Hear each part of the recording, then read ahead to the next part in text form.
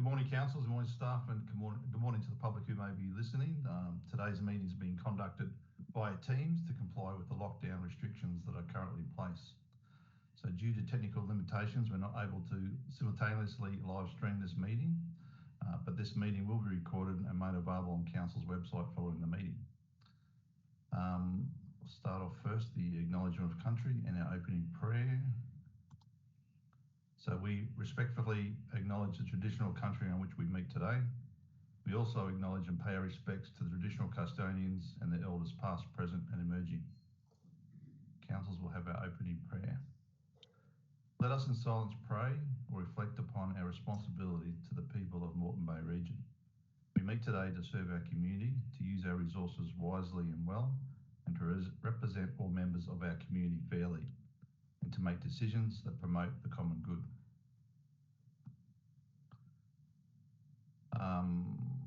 Attendance and apologies, Mr. CEO. No apologies, all councillors in attendance, Mr. Mayor.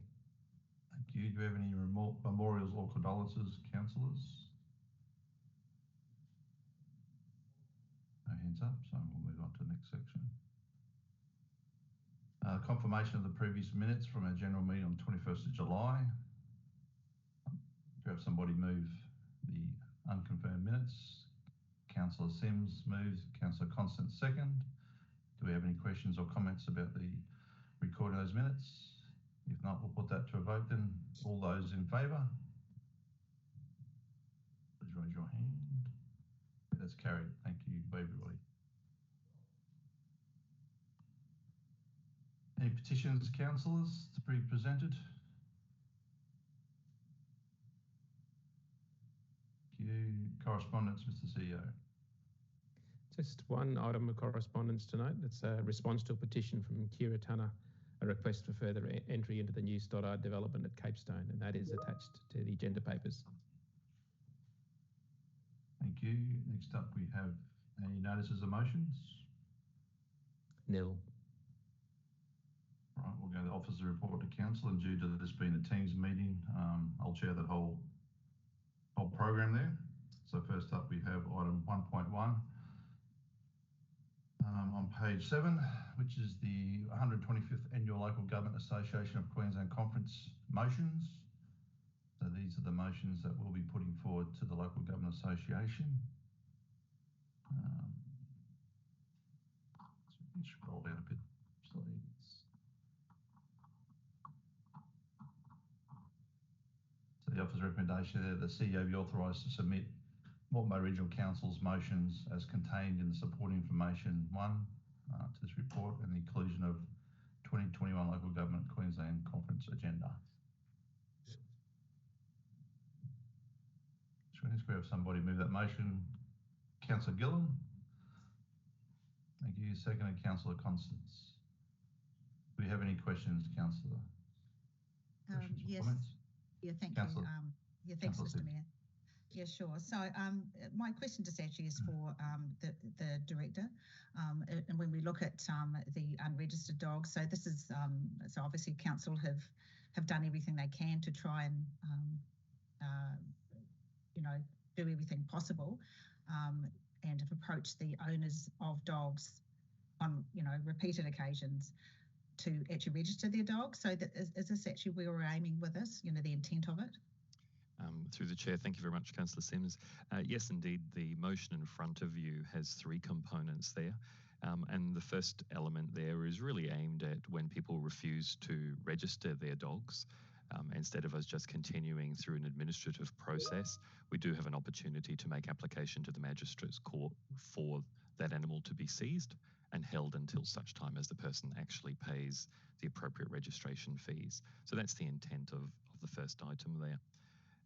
The second item there is around the fact that at times we have people who have been found to be not responsible animal owners, reoffenders, animals continue to get out and so forth. And in some instances, those animals, particularly if they're regulated animals, can end up being seized and even euthanized.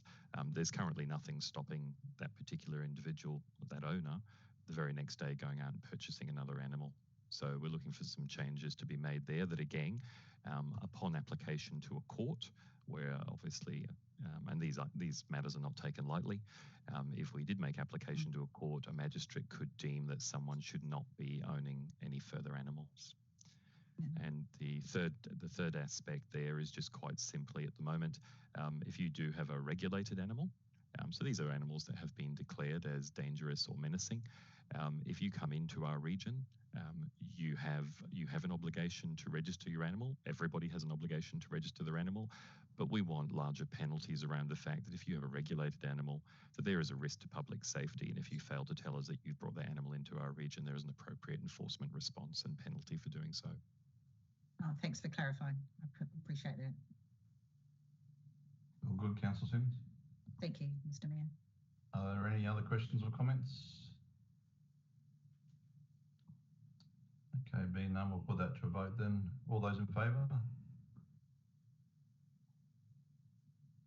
Okay, it's carried unanimously. Next item is the Councillor Portfolio Review. Can you scroll down a bit, please?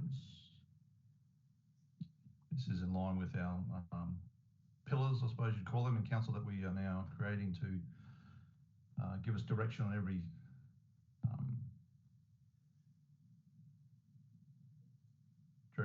action we take. So it's lining up the portfolios with those pillars within our corporate plan.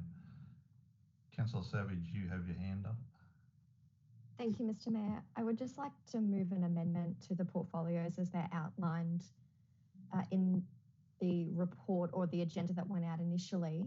And those amendments have already been updated on the screen now to reflect Councillor Tonks taking on the portfolio Councillor for Healthy Environments. Thank you, Councillor Savage. So we have somebody move that motion. Councillor Shipway, second by Councillor Hayne. Are there any questions or discussions? Councillor Constance. Thanks, Mr. Mayor. Just noting how this policy sits in terms of all of our other sort of responsibilities that we might have with different committees, disaster management group, audit committee, deputy mayor role and that sort of thing. I know the policy says 2-year review. Can you maybe explain what our intent is with those types of positions and committee roles, given that normally we would probably in about 8 or 9 months' time be taking a more broader review of all these positions like we have historically done and like the policy suggests? Is this by adopting this now, is this a complete reset of everything again in another 2 years' time, or what's the intended approach? I'll speak first, maybe the CEO can talk then. My view is that with this lineup now, previously we didn't have a portfolio for the Deputy Mayor. So every time we had a review of the Deputy Mayor, which we have just said we're going to do within 2 years, which is March next year, we then would have to change the whole portfolios around to match whoever was Deputy Mayor. So they didn't have a portfolio, but keeping the portfolios with a Deputy Mayor now, I don't see there's a need to review it in March. However, we can still do that. But keeping in mind, it mentions that about 2 years down the bottom. So I just might refer to the CEO whether we need to have that in there or not. Thanks, Mr. Mayor. The recommendation 4 is in line with, as you've said, Councillor Constance, the previous arrangement of sort of reviewing all the portfolios in 2 years. On reflection, based on your question, though, I'm thinking about maybe we shouldn't have recommended number 4 because it could just roll through to the end of the term of this council. Yeah, is that what you were thinking? Yeah, thanks, Mr. CEO. I guess there's that question that came up in some of the previous conversation as well around the other additional roles that some councillors have, whether it's the audit committee, disaster management group, all those sorts of things as well, and some of the other external sort of committee type positions that councillors get appointed to, whether it's some of the LGAQ committees and those sorts of things. So generally we've had a more holistic conversation around some of that, not just the portfolio positions specifically. And I guess I'm just wondering if we will settle this in and then still have that conversation in 8 months' time as planned. Mm. So, Mr. Mayor, I'm thinking we might retract recommendation 4, and really the portfolio councillors can get reviewed as and when they need to. So if workloads do change and people are on LGAQ or other committees, etc., and things do need to change, obviously we can be changed at any time that you wish to. Yep. So the mover and the second are happy to remove item or point 4 there out of that motion. Yes, Movers Mr. Mayor. being Councillor Bray and Councillor Hayne. Yes. Councillor Hayne, you happy to remove that out of the original motion? Okay, you're on mute, so I can't hear. I'll see your hand. Okay, so we'll remove that out. Councillor Grimway had a question. Yeah, thanks, Mr. Mayor. There's probably no secret that I've made comment previously that I don't feel necessary to have this policy at all in the council, but just for the benefit of those listening at home and for the record, just from your point of view, Mr. Mayor, from a layman's point of view, what do you see the portfolio councillors being responsible for? Well, if you go to the policy, I think it makes it pretty clear there that, I'll read that out for you.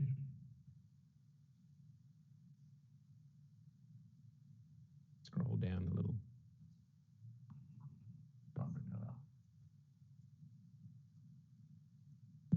Just need to scroll down a little bit more in the next section. So assigning councillors as a portfolio council ensures alignment of portfolios with the core pillars of council's corporate planning framework, as I mentioned before.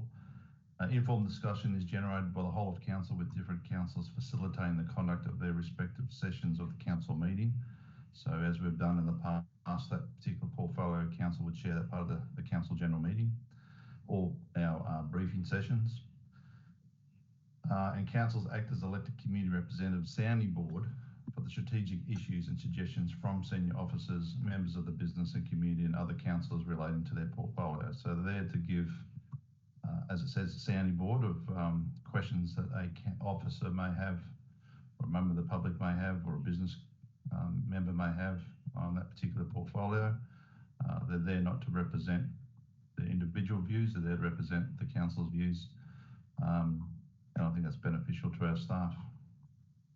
Okay, so basically to chair the portfolio sessions of council and briefings, and as I see it, where necessary, if a council report is coming to council, the council director responsible for that might approach the portfolio councillor and ask for some advice in regards to a sounding board of how that might go or how the report might go. Yeah, well, I'll be up to the director of what questions he wants to ask, and the council knows his limitations within the Local Government Act of what they can and can't say. Okay, so is there any record of these secret meetings with councillors, with potential directors and other stakeholders, where councillors might be in a situation to influence council officers? Is there any record being kept in regards to that to make it transparent? I'll refer to the CEO for that, to answer that one. Thanks for the question, Councillor. No, there's no record, and in fact, there's, as you would be aware, there'd be lots of discussions between councillors and senior staff of this council. That's part of the interaction of between councillors, elected representatives, and the senior staff, which happens on a daily basis, but amongst many of us, and there's not records kept of that. I don't see any reason to start that practice because that would be quite onerous. Other than your diary? If councillors keep a diary and then follow-up emails that often officers send back to councillors or send back to myself after discussions. Okay, so specifically then that all councillors are involved, all councillors have the right, if they want to talk to a director, or they want to discuss an agenda item on a report coming forward to council and what have you anyway, is that right? Yes, and we do have the policy which covers access to information. So there's a formal process that councils want to do if they want to get detailed information. But those ongoing discussions that happen on a daily basis are just part of the normal course of, I think, being the councillor senior executive interaction. But we have got that provision of information policy. Okay, so in light of councillors during this term of council being removed from pre-lodgement meetings for development matters, being removed for the reason that was described at the time, that they wouldn't be able to sit into a meeting with staff because any comments they make, even though it might be as a sounding board type arrangement and to seek what the community feels, councillors were removed from that provision because any comments made as a sounding board may influence the staff. How is that different from this policy? It's fundamentally different only because of the development industry. So in the Local Government Act, you know, that the developer interaction is a particular matter that's brought out. So there's state legislation which covers the interaction of councillors and developers. It doesn't cover, so that doesn't relate to all the other parts of council operations. So those interactions are freely available. The key issue of concern to the council in terms of developer interactions is the potential for a developer to, or an applicant to use a situation to drive a view of a councillor towards a staff member. So it wasn't really a matter about the interaction between the staff member and the councillor. It's really about the developer being in the room at the same time as the councillor and the staff member. But it only applies to development industry for that reason, that there is state legislation that particularly applies to gifts and benefits of developers. Yeah, thank you for that, and understood. But one of the portfolio councillors is specifically pointed to planning, which would deal with developers, stakeholders, submitters, etc.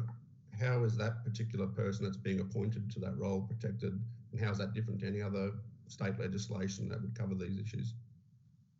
So by removing the risk, in this case, of the applicant and the councillor and the planning officer being in the room at the same time, that covers the risk that we were trying to address at the time. Okay, thanks for the answers. Thank you. Thank you, Councillor Grimwade. Councillor Simms. Yeah, thank you. Thanks, Mr. Mayor. Yeah, so I see this probably as being able to have a smooth running of the meetings. That's part of the reason that to me is for their portfolio councillors. I think as far as actually developers and things go, so these meetings are now minuted, and then those minutes are then distributed out. So I think, you know, if I'm not sure if these would cover the concerns you raised, Councillor Grimwade. But even at that meeting, you would then have to declare a conflict or even so then that would actually be tabled as part of those minutes. So that to me then also covers covers those issues as well. So yeah, so I just see it as a smooth running of it, but then having all those things in place like the CEO has mentioned, that we would be in line with the Act, we would actually have our due diligence. And I think Councillor Grimwade, you even introduced some of the meeting procedures around meeting with developers. So then that, that seems to be working well. Thank you. Thank you, Councillor Simms. Councillor Shipway, then Councillor Grimwade. Yeah, I guess I just note one of the comments from Councillor Grimwade about secret meetings. I suppose, given that our calendar is a public record, I would hope that, well, certainly given that my name is on that list now, and I do know the responsibility that goes with it, that meetings will be in the calendar, and given that that's a public record, I don't know that that's secret anymore. But Greg answered my other question, so that's fine. Thank you. Thank you, Councillor Shipway. Councillor Gillam. Sorry, Grimwade. Yeah, thanks, Mr. Mayor. Just following on from Councillor Simms' comment, I guess that's part of the rhetoric that I'm talking about, not so much just from a planning point of view, but a whole of council point of view. It is different with the new interactions with developers policy, because there are set provisions about things that have to be minuted for those meetings. You're very right with that, and that's something I did support at the time and still do, by the way. And certainly in council general meetings and even briefing sessions, we minute everything now. The comments that Councillor Sim made probably highlights the issue around this. It is creating a policy that creates an opportunity for untransparent action. And for the exact example, I mean, Councillor Shipway mentioned a second ago that if she's having meetings or meetings with stakeholders and those sort of things, it'll be in the diary. That's probably not necessarily true in regards to discussions, informal discussions, stakeholder discussions. Not every meeting is going to be put into a diary, nor is anything going to be minuted. So where conflicts were raised a second ago, Councillor Simms mentioned that there could be conflicts, and in all other areas of council, there's provisions for you to be able to declare that and to make it transparent. Unfortunately, under this policy, if a particular portfolio councillor was to influence a staff member or meet with a stakeholder or have a conflict and meet with someone, there's no provisions under this policy to have that conflict or even the request for the meeting with the conflict recorded as being taken to the appropriate councillor. So that's my concern. Yeah, Mr. CEO, I might hand that to you to answer that one. Thank you. Take my hand down. I think the majority, if not all, of the concerns that Councillor Grimwade you're raising are actually in the other policy, existing policy on councillor role in development matters policy. That covers the interaction between councillors and developers and councillors and staff in the matters of development in terms of the concerns of risk. You see it, Mr. CEO. Councillor Hayne. Yeah, I think the CEO just knocked it on the head. All of those things are already in place. You can be reported if you don't operate under the Act, so you've still always got to keep that in the back of your mind. And I don't think any of us have meetings and open forum discussions with developers without staff and whatnot there. So why it wouldn't be in your diary or at least some sort of a footprint of that meeting, I don't know how you would achieve that. I know I wouldn't. And in my case, it's the keep it simple thing, and I think Councillor Simms touched on it as this is really about chairing the meeting and being aware of what's in the report, why the officers recommend what they have in the report, and then assisting them to present it in council and run the meeting. And as far as having any, I mean, it can't be hard to have a PA in any meeting that you feel a bit uncomfortable about. So if that's what you choose to do, I don't see any difficulty in making that happen as well. Thank you, Councillor Hayne. Councillor Shipway. Oh no, I think the last two speakers probably addressed most of it. Yeah, look, I do appreciate the concerns that are being raised. I guess I'm comfortable. I guess I just, now is the forum to get this out. Is the concerns specifically about the people, or are we talking more about the policy behind it? I'm most interested in that. But in regards to calendars and things like that, I think, well, I can certainly say that's my intention, Councillor Grimwade, but again, I appreciate your concern, and, you know, maybe we'll be revisiting this in 7 months if people aren't happy with the way that I might be acting in the role, but I'm confident I'll be fine. Thank you. Yeah, I think with any meeting you have with staff, there should be an agenda to that, so there's a document that can be referred to later on if there's any questions about it. Councillor Grimwade, you had your hand up again, or? Yeah, I just wanted to add further to that, and I think the point I was trying to make was hit on the head by Councillor Hayne a second ago.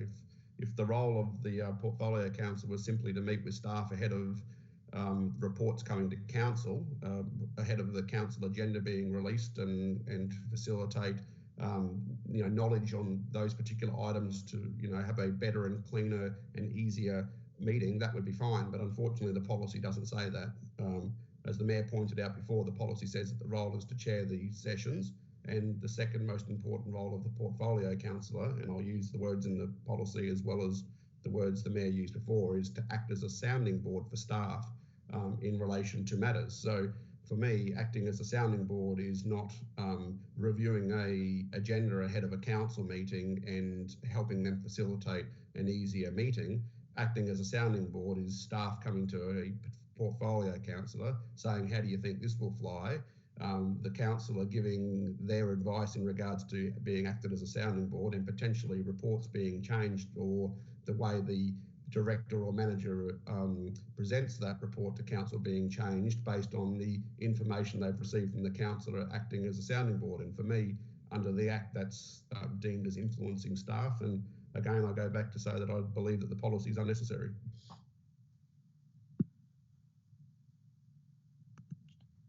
Yeah, Councillor Grimwade, if the officers, you can't be responsible for how the officers interpret your comments, as long as your comments are in line with this policy, and you're there representing maybe your personal views to them, but maybe the wider room's views on how a particular issue may be received or questioned.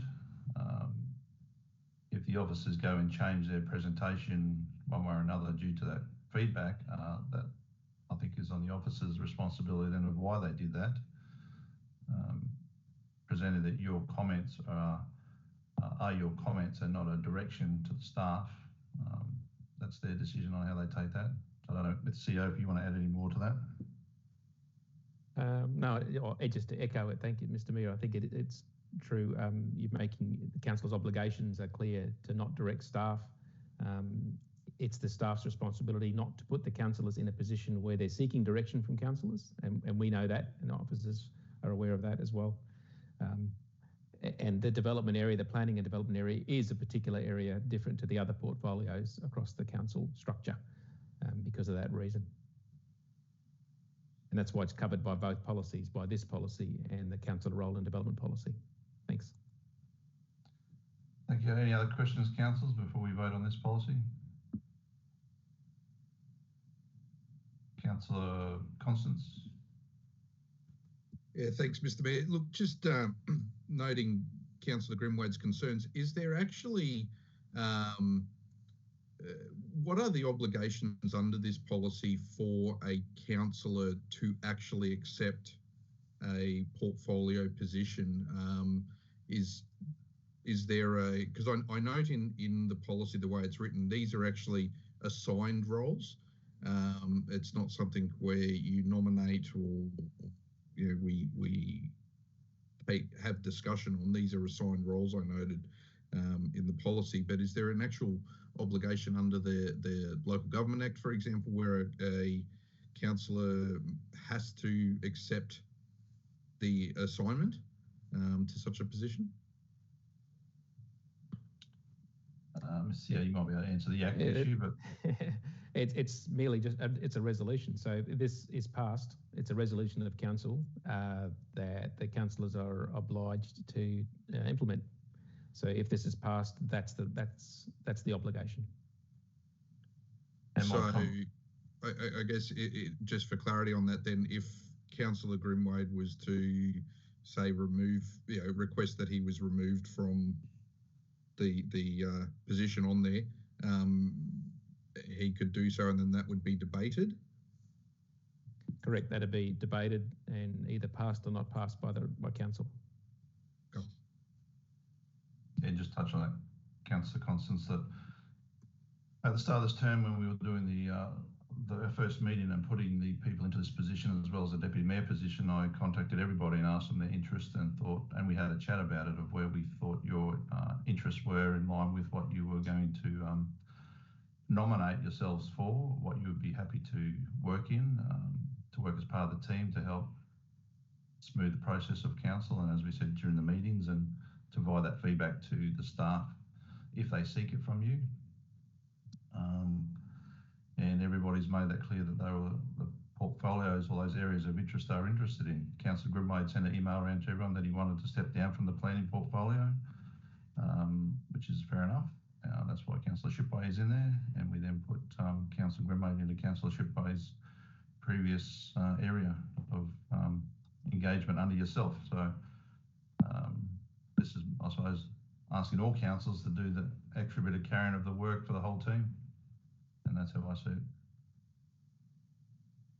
Yeah, thanks, Mr. Mayor. I note that my recollection was that and not disagreeing completely with your point, that 12, 18 months ago we were asked for what our positions of interest may be, or where you thought our skill sets best sat. But I think my recollection was that Councillor Grimwade had actually said he did not wish to have a portfolio position, full stop. So not that it was just getting away from planning, but that's obviously for him to decide. Yeah. Yep, I'm happy for him if he wants to put up now that he doesn't wish to be the deputy portfolio under yourself. So, as I said, we're going to review this. We're going to talk about it again in March when we do the review of the deputy mayor position. If people want to review it, if people are happy with those portfolios, they can stay there. That'll be a team decision. Any other questions or comments? Councillor Gillum. Yeah, thanks, Mr. Chair. Look, I've just been sitting back and listening. I agree that we should be reviewing this situation in 9 months' time because that's what we said we'd do a year and a half ago or year and a bit ago. And it wasn't just for the Deputy Mayor's position, it was for all positions. And as I said at the time, I was happy to do the job for another 2 years, but then I was going to step back and let one of the newer councillors sort of take over the role. The other thing that I just feel I should comment on, the previous councillors I've spoken are correct. This is more just a ceremonial role now. Effectively, CCC's reaction to all the shenanigans that have happened in other councillors is virtually, and the state government's response to that's virtually neutered councillors in the last few years. So this is about all we've got left is to chair a bit of the meeting. And I'm happy to do that. But it's really important that councillors do keep on that role as a sounding board, for want of a better term, sounding board for the directors and managers and staff. As long as we use it properly, there shouldn't be a problem. And I, in my role as the Thriving Communities portfolio, will hopefully keep that role. Thank you. Thank you, Councillor Gillum. Any other questions or comments? Okay, being none, we've got that motion in front of us. It's been moved and been seconded. We'll put that to vote. All those in favour of that motion? Okay, all those against? Councillor Grimwade against. The rest for the motion. So that motion's carried. Thank you.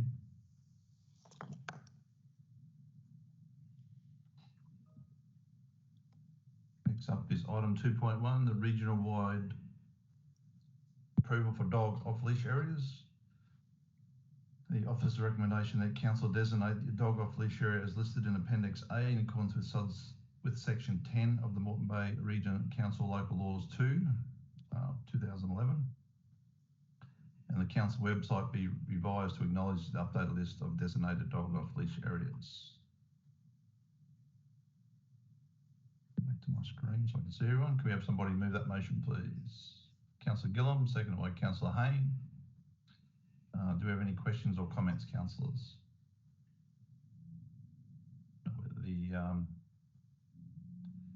Whether the director wishes to make comments or not on that? Thank you, Mr. Mayor. Yes, councillors, this is just a matter of going through this administrative process to just put some clarity around some of our dog off-leash areas in regards to, and it's part of a suite of improving our communication and our education and ultimately our enforcement of dog off-leash areas and owners' responsibilities with animals. We've got 77,000 registered dogs in our region. We want to make sure that our residents fully understand where and when they can have their dogs off leash. Obviously, with the intensification of the use of public spaces and the growing population, the clarity around these sorts of issues is paramount. Many of these sites have been in place for over 30 years, and this is really just a matter of going through and endorsing all of that. Thank you. Thank you, Director. Councillor Hayne, you've got your hand up. Yeah, thanks, Mr. Mayor. Just quickly, I think this is a terrific initiative, particularly around, we call them dog off-leash areas, but some are fenced, some aren't. Yeah, and proposed new sites. So I think for me, the unfenced, I've got one that's an unfenced dog off-leash area, so probably what you'd call a true dog off-leash area. So I'd like to see it all mapped so people know where to go if they want to use that kind of a facility.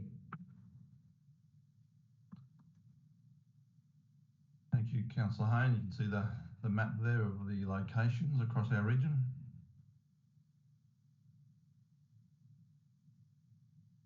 Hence, a lot of them in the urban areas of our region. Any other questions or comments?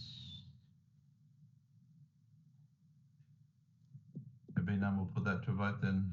All those in favour of the motion? That's carried unanimously. Thank you. Next up, item 1.3, the tender for the Diagla Cash Street Park half-court basketball installation and playground expansion. The officer's recommendation there that the tender for that half-court installation and playground expansion be awarded to Travul Proprietary Limited, trading as Aspect Contractors for the sum of $238,016. I hope we get the 16 cents worth. The council's entered into agreement with them. As described in this report, the CA be authorised to take all actions necessary. And the local preference policy was not applied as the project was procured by Council's landscape construction panel arrangement in line with Council's procurement policy. And the council commits the additional funds of $65,000 in the funding for the project at the 21-22 quarter one review process. So have somebody move that motion. Councillor Latta. Seconder, please. Councillor Booth. I'll hand over to Divisional Council for comment. Thanks, Mr. Mayor. Obviously, this is a project that I'm very excited to see happen. I know there's a lot of families waiting to see it completed, and I would just also like to thank the federal government for their contribution with this and enabling it to happen faster. Thank you, Councillor Latta.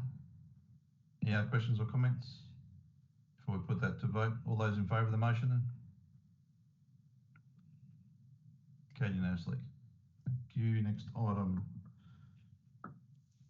session 4 is planning 4.1. The material change of use.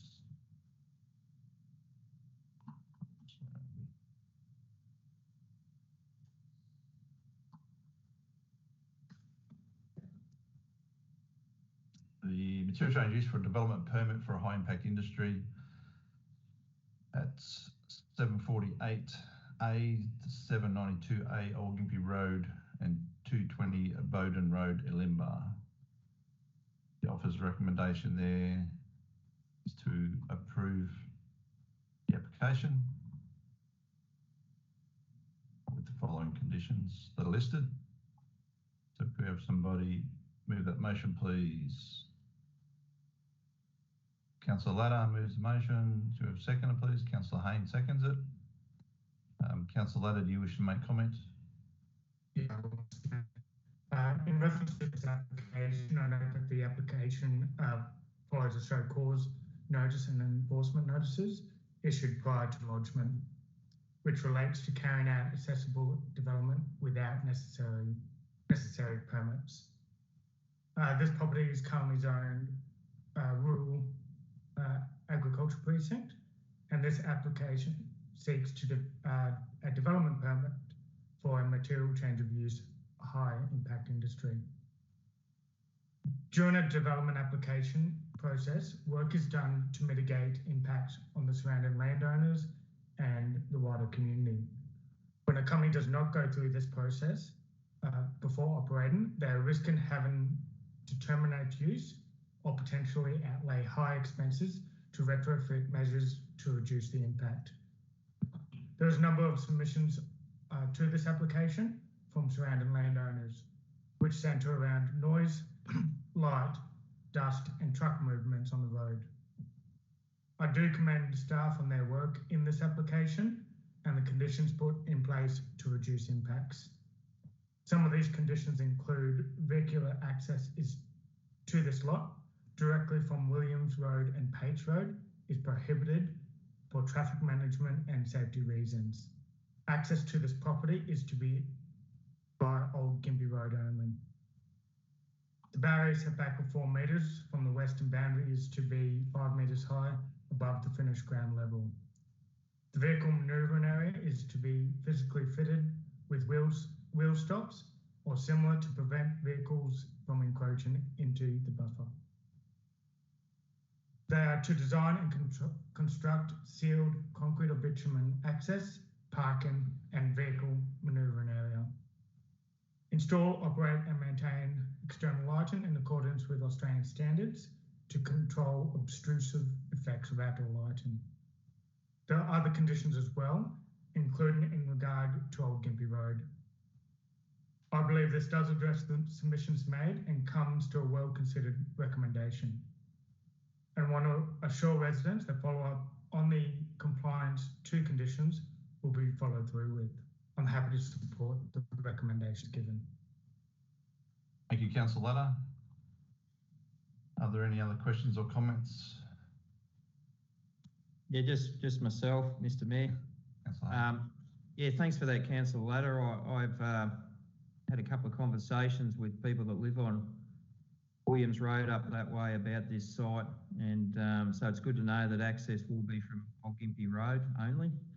I guess my only question for anyone that's involved in the DA on this, what about during construction and all that sort of thing? Like if they're going to formalise access off Old Gympie Road, are they going to need to then use the other roads to access the site during the construction, or is there a, because obviously if there's further construction, there's going to be more truck movements, more traffic. Is there a bit of a contingency plan around the staging of the development would be my only question.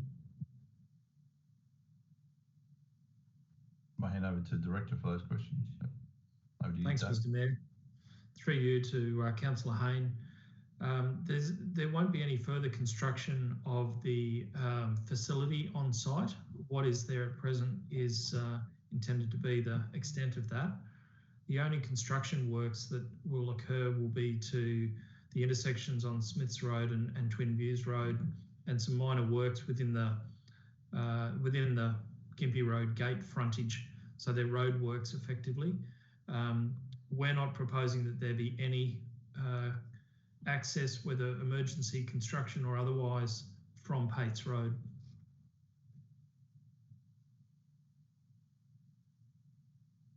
Thank you, Director. That's it, Councillor Hayne. Councillor Sims. Oh, thank you, Mr. Mayor. So can I just confirm, I know that some of the submitters were concerned about truck movement during the night, but this would alleviate that, having the entrance and exit only from Old Gympie Road. I think that's actually what I heard. Happy to continue to answer that question, Mr. Mayor, through you. The truck movements during the night are specifically related to the supply and delivery arrangements of fresh strawberries to market. So it's a little unusual in that they do occur in the early hours of the morning. There are restrictions on the movement of trucks and the volume of truck movements during those hours. There's also conditions that restrict the use of the access bays, if you like, or packing bays in the storage facility to bays 1 and 2, which are the bays furthest away from the adjoining residents. All access from the site, as we said, and as you correctly alluded to, Councillor Sims, will be via Gympie Road. So there will be no truck movements that will proceed along Pates Road in the early hours of the morning or any other time. Thank you. That answers my question. Thank you. Thank you, Councillor Sims. Any other questions, councillors? I'll put that to vote. All those in favour of the motion? Carried unanimously. Next item 4.2, preferred supplier, Ethos Urban. The council engaged Ethos Urban, a specialised planning and economics firm, to undertake a confidential planning investigation as part of the regional planning program. And the officer's recommendation there is to carry out that in accordance with Section 235 of the Augut Government Act. We can do this as the confidential nature of the services of the sort would be impractical or disadvantages for council to invite quotes or tenders. We enter into agreement with them as per this report, and the CEO be authorised to take all necessary actions. So could we have somebody move that motion, please? Councillor Gillum move the motions and seconder. Councillor Tonks, do we have any questions or comments, councillors? Being none, we'll put that to vote then. All those in favour? It's carried unanimously.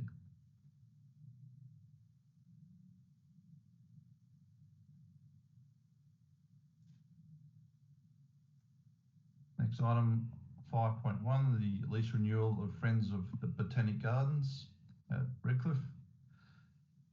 And this report seeks council approval to the provisions of a lease to Friends of Redcliffe Botanic Gardens at 20 to 24 Hensel Street, Redcliffe. The officer's recommendation there is that we go into a lease with them. We call it actually disposal of the land, but it's a lease. Just want to confirm that, clear that up. And that's in line with our community leasing policy.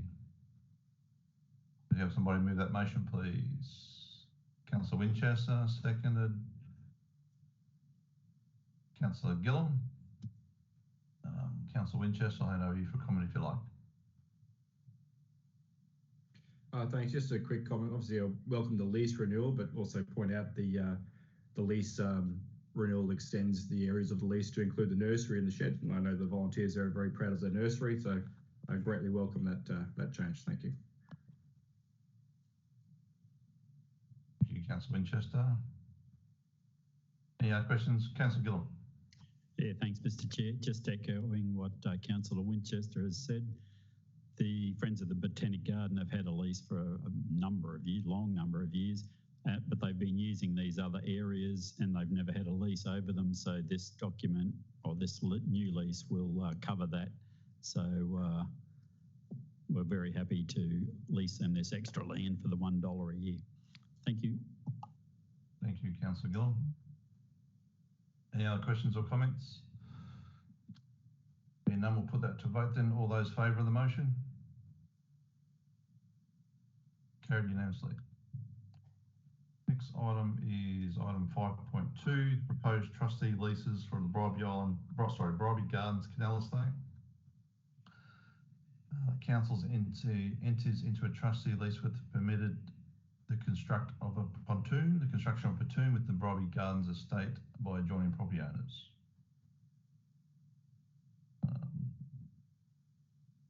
Can we have somebody make that motion, please? Councillor Brooke Savage, Councillor Savage. Somebody second, please. Councillor Hayne. I'll hand over to Councillor Savage for comment. Thank you, Mr. Mayor. I understand that this is an administrative process, one that perhaps we are not used to seeing come to this table, but will continue to do so from here on in for a period of time, I believe, though the Director may like to clarify that for the other councillors in terms of why we're seeing this now and we haven't in the past. Thank you, Councillor. You're quite right. The administrative process that we're bringing forward. In addition to that, we've, as you would be well aware, Councillor Savage, through some of your advocacy, changed some of the insurance requirements as well to make it easier for people to actually achieve this, certainly to make it easier for their insurers to basically provide the levels of public liability insurance that are in place. So this is certainly a positive step forward for the residents around the canals on Bribie Island. Thank you very much. Nothing else, Mr. Mayor. Thank you, Councillor Savage. Any other questions or comments? Okay, being none, we'll put that to a vote then. All those in favour of the motion? Councillor Ruck. Thank you. Carried unanimously. My hand is working, but it's not on the screen. Oh, there it is. It is working. Thank you, Councillor Ruck.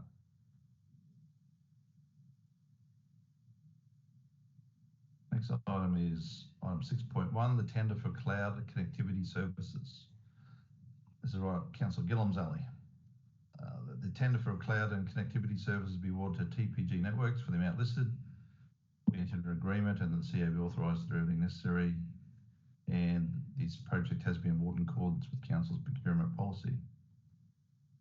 Would you have somebody move that motion, please? Councillor Shipway, second by Councillor Booth. Do we have any questions, councillors, or comments? Councillor Gillum. Yeah, thanks, Mr. Chair. You've noted my interest in things technological. In clouds. I'm just wondering, this is a huge amount of money for a couple of hard drives. We've presently got one at Strathpine, one at Caboolture, and we're still going to keep one at Strathpine and one up in a cloud somewhere else in Brisbane. Why wouldn't we just keep the two we've got? I'll hand the director for that one. Thank you, Mr. Mayor. The existing infrastructure that we have is reaching its end of its useful life, and it's no longer going to be supported by the manufacturer. So we had to either replace it with like for like and put servers in place, or look for another alternative. So from a cost perspective, this is comparable to on-site servers. What it also does is improves our resilience, which is important from a business continuity perspective, and aligns us to contemporary practice in this space.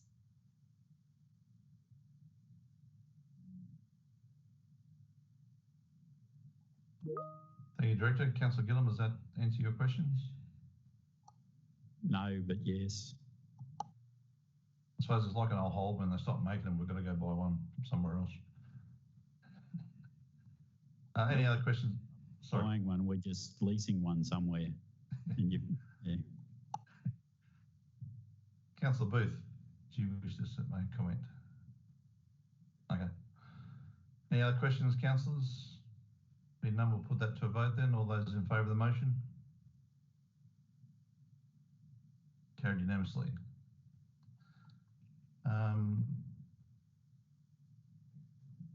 Item 6.2, the additional COVID support measures. So this is a late item that's come onto the agenda, councillors, due to the position we're in at the moment with lockdown and the period of extending out longer than what we originally thought for those 3 or 4 days.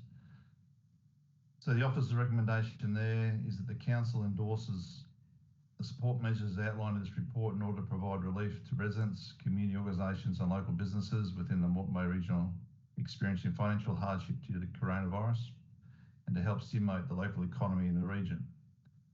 2 is the council satisfies that during the COVID pandemic, particularly the hard lockdown affecting the Moreton Bay region in July and August 21, the payment of rates or charges will cause hardship to landowners, and that by granting the following concessions, it will encourage the economic development of the area. Item 3, the council grants a rates concession under section 121B of the Local Government Regulations 2012 to any ratepayer requiring to pay rates on a property in the Moreton Bay Regional Council area, and to amend the due date for the rates payments to be 15th September 2021.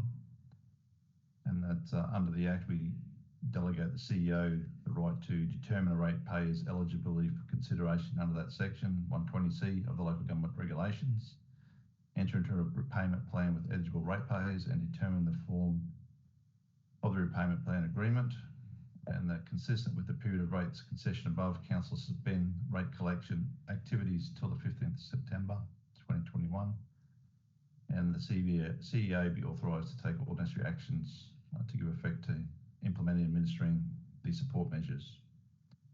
Does we have somebody who would like to move that motion, please? Councillor Sims, we have a seconder. Oh, everyone's going up. Councillor Constance. Councillors, this is in where we know the situation we're in and people starting to feel the crunch of the economy returning before this latest lockdown, and we're now going into this lockdown, which is causing many issues and financial hardship. So I think this is a great motion and position the council can do to try and support our ratepayers and our businesses in our local area. Councillor Sims. Yeah, thanks, Mr. Mayor. Look, I think, yeah, so as it says there in the report, that our total spend in council has been about 105 million, including the 60 million from the state and feds, which we appreciate. And in total, you know, it's created over 1,600 extra jobs. So I think, I feel as a council that we're really punching above our weight here, and I'm really proud of what this council has initiated, brought forward and supported. And, I hope that we can get the good message out there, Mr Mayor. Yeah, that's right, Councillor Sims. We noticed, I think many councillors noticed the comments made by the Treasury the other day of wanting councillors to step up to the plate. We've stepped up to the plate last year and continue to do so. And when you look at $55 million that we are putting in through various programs to support businesses and COVID response, which is about 13% of our rates and charges. So we use a fair portion of our rates that come in, and which is the only source really of income we have, or up to 50% of our income comes from rates. A substantial amount of that is being put into this source. So I think we have a great example here of how this council is stepping up to the plate and doing what it can for the local businesses. We need to continue support of the state and federal governments to look after the businesses, the sole operators out there as well as the residents. So it's not one level of government's responsibility, it's all three levels of government's responsibility. So I think it's a great initiative from council and fully support it. Councillor Hayne. Yeah, just to echo your comments there, Mr Mayor, I think this is another great opportunity to acknowledge our staff. As we know, we're literally running around like blue-ass flies during the COVID-19 stimulus from state, federal and ourselves. We couldn't physically have done more. So very proud of our staff, and I'm sure they'll be happy to hear that it's not over yet. They're going to have to keep the pedal to the metal.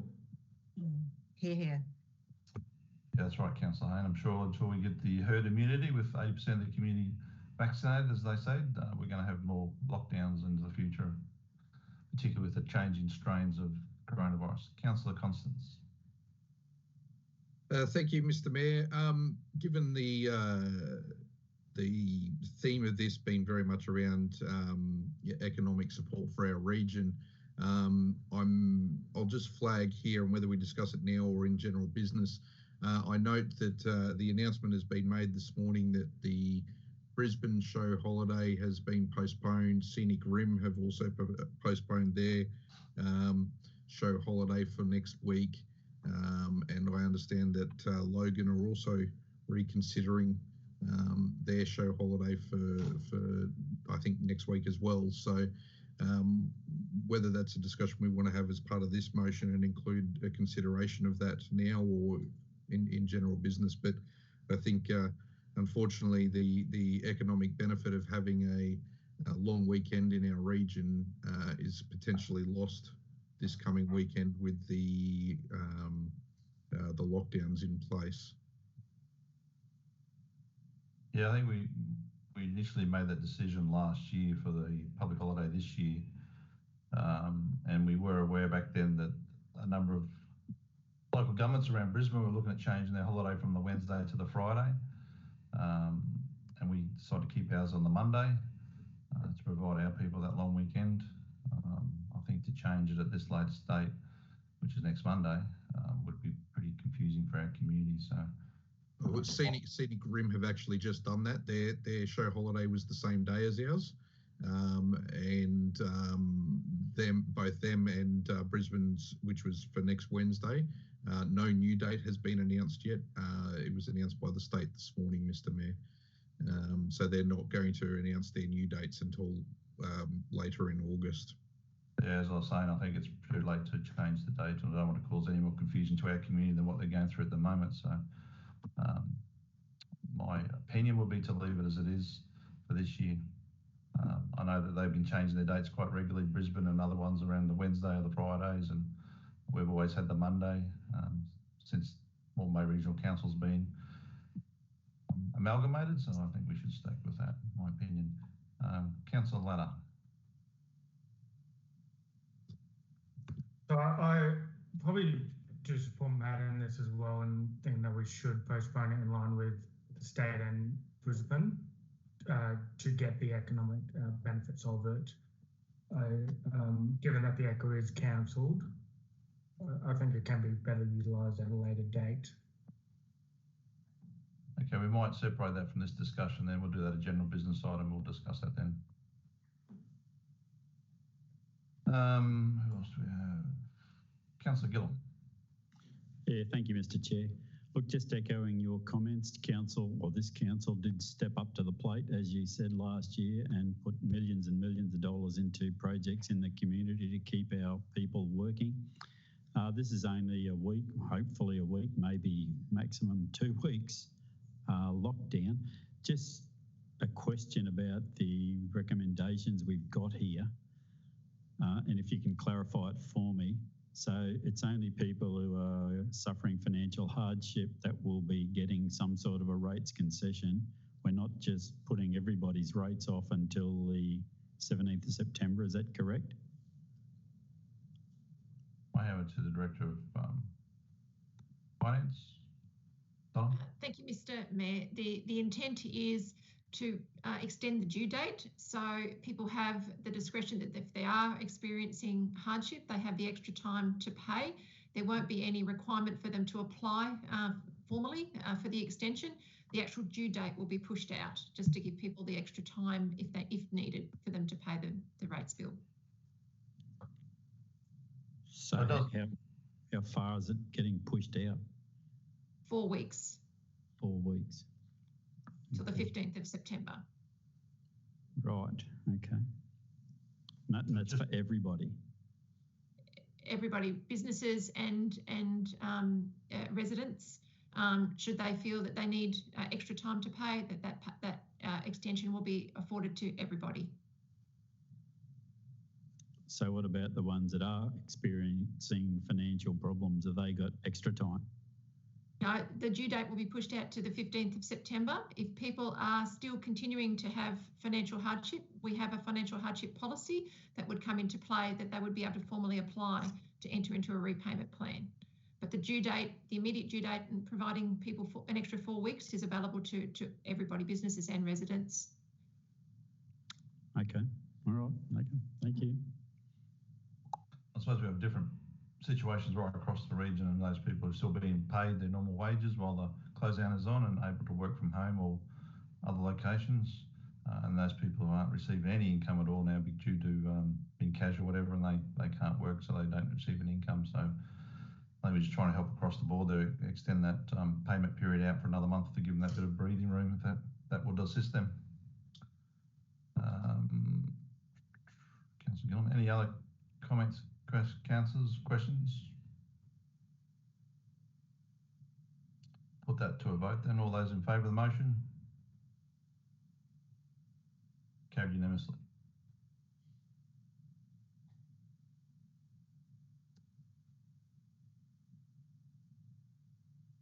Now we go into general business. I might start.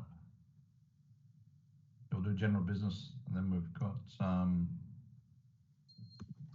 a confidential item. What's item 11.1? Kath, can you move that, please?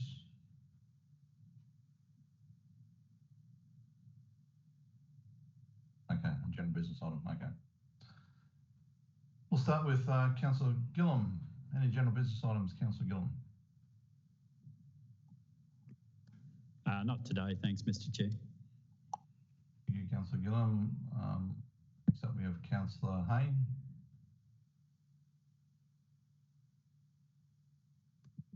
You're on mute, Councillor Hayne. Oh, wouldn't you love it that that was the case all the time, eh? No, I've got nothing. Thanks, Mr. Mayor. Thank you. Councillor Sims? Nothing for me. Thanks, Mr. Mayor. Councillor Booth? No, nothing specific for me, just commentary regarding the public holiday later on.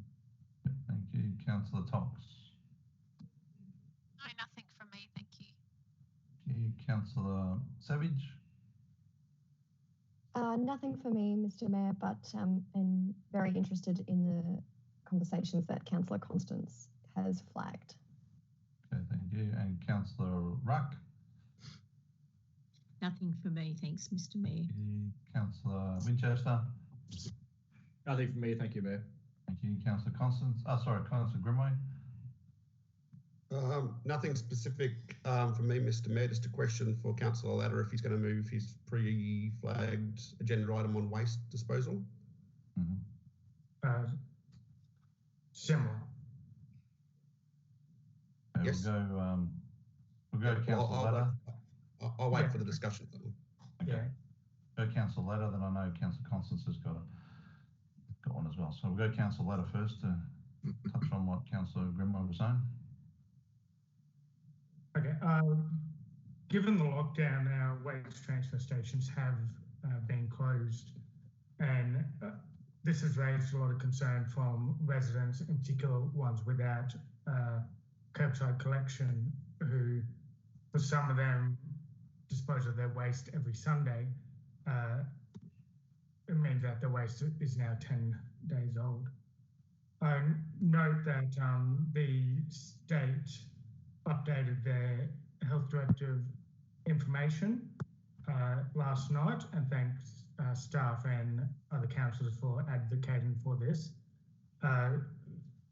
So just move a motion that the waste transfer station be opened and operated in line with the state government's health directives to facilitate the disposal of waste for residents who do not have council curbside waste collection.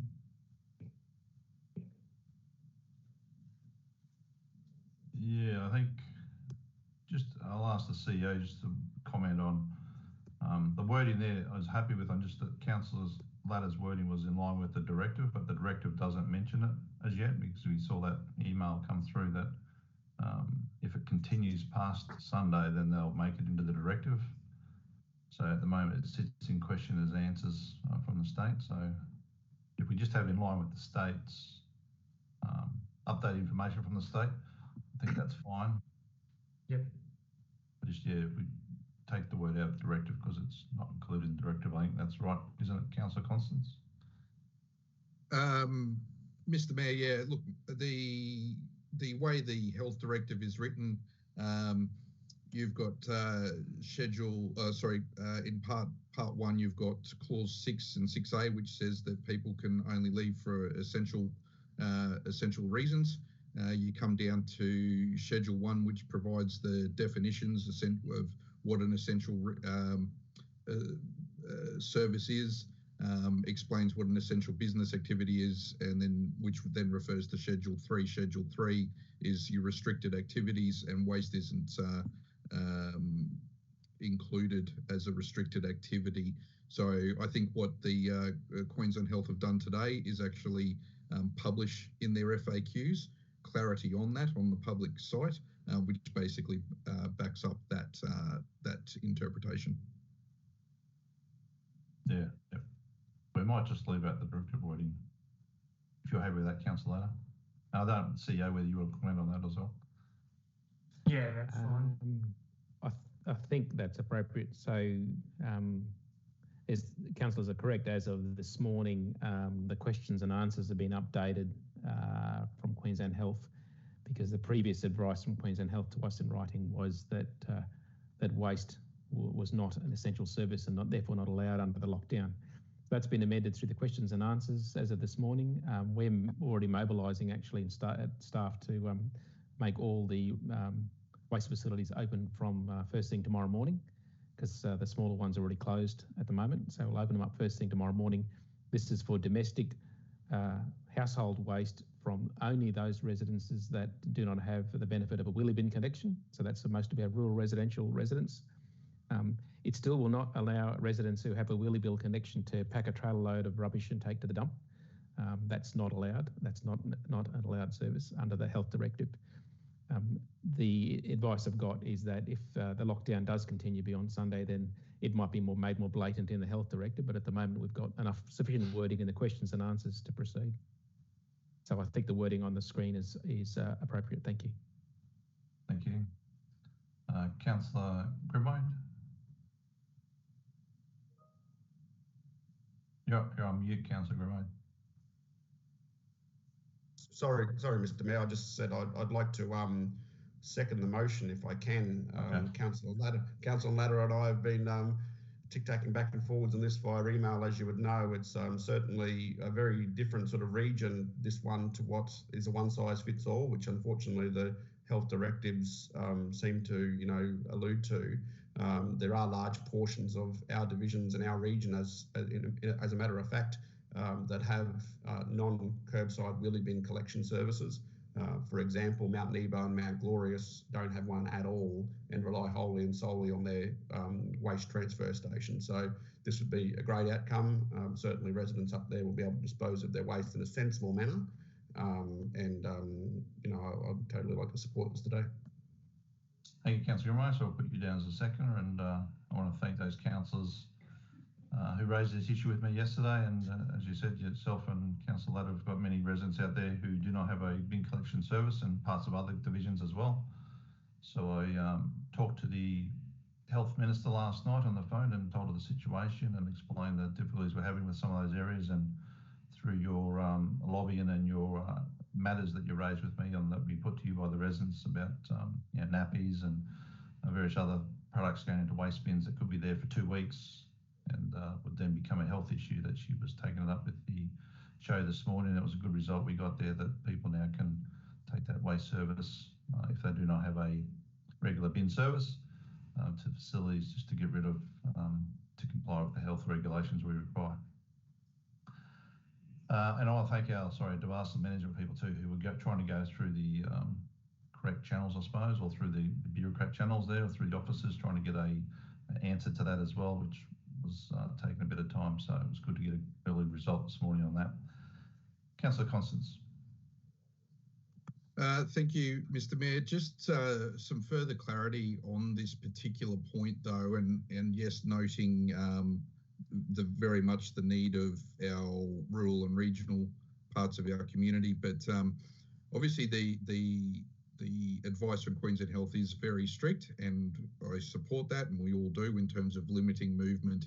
The need for tips to be open, particularly in those areas where there is no regular waste collection, and to only the advice generally and the messaging from other councils that is open is do not generate unnecessary waste. That, you know, if you just do a yard clean up with your green waste, you're probably going to get turned around, etc., and fully support that. But there is also the consideration that needs to be given to, under the health directives, people are allowed to move home at the moment. There are cases, obviously there might be family court matters where there might be property settlements underway, estate sales, estate clearouts, and those sorts of things, which are legally allowed to happen as well under the CHO directives. And with that, there will be waste generated from some of those facilities. So I just want to make sure that those people that, where necessary, will still be able to access the tip facilities, because they are permitted activities, and just ensure that that is possible for those people as well, because otherwise we start pushing people into where they can't necessarily negotiate amicably extensions to court-ordered terms and things like that. You know, that they could get stuck if they can't visit a waste facility as well. So I'm certainly not suggesting, and certainly don't support the community running out willy-nilly. But I think, yeah, there are certain minimal situations where people may still need to be able to get to a tip, not just the ones in our rural areas. Thank you, Councillor Constance. Councillor Grimwade.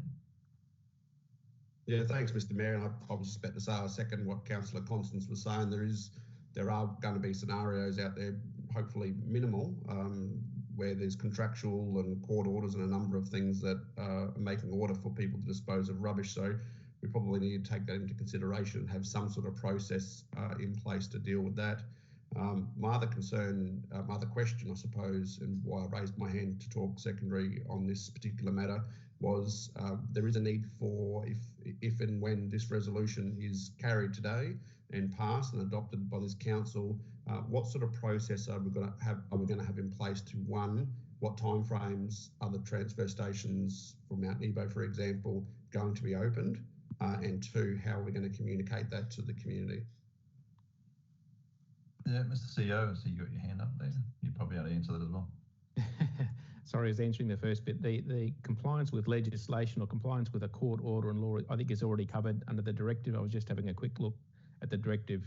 So that people who are obligated under law to do something, that is an exempt activity already. So I think the majority, if not all the cases that Councillor Constance is concerned about may already be covered. In terms of communication, we'll get some communication out on our website, on Facebook, etc., and to the councillors to also transmit to your communities about the exact opening times, and reminding folks that this is for rural residential and not urban customers. Mr. CEO, sorry, that's actually my point though. There, whilst you've acknowledged that there are exempt activities that are might be court ordered or whatever. So estate sale, moving home is an exempt activity.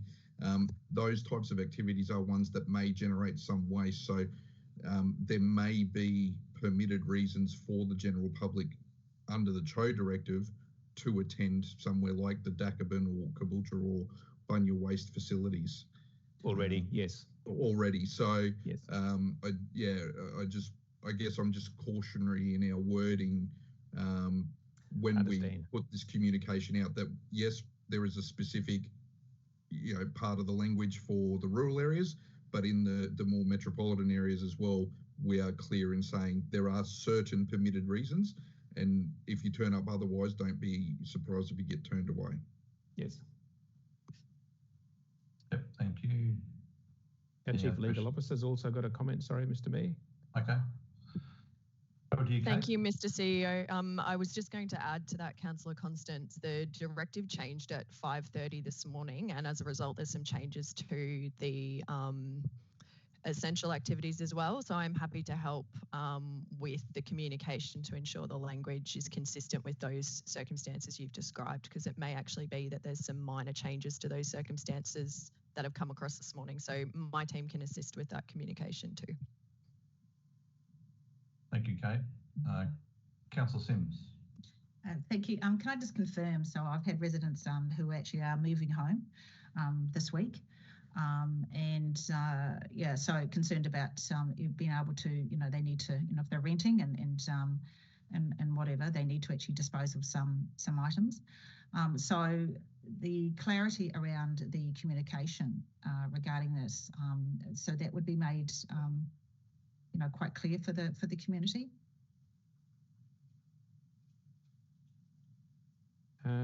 I'm suspecting that may not be permissible under the current lockdown. I just was looking at the wording of the lockdown.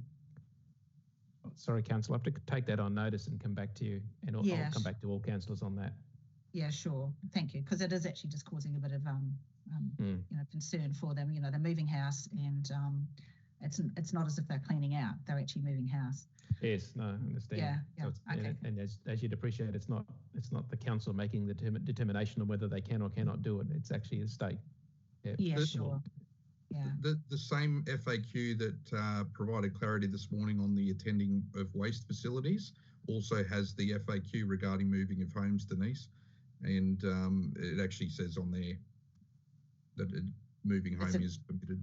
Is permitted? Okay, thanks. Sure. Thanks, Councillor. Yeah, so sorry, just on Greg, can we actually just have some information about how they would prove that at the gate? I don't want them to actually get to the gate and they actually say, well, I'm exempt, I'm moving home. How do you prove that? So I'm just wondering what information they would need for that. So if you can provide that, that would be helpful. Thank you. Shall do. Councillor Hayne.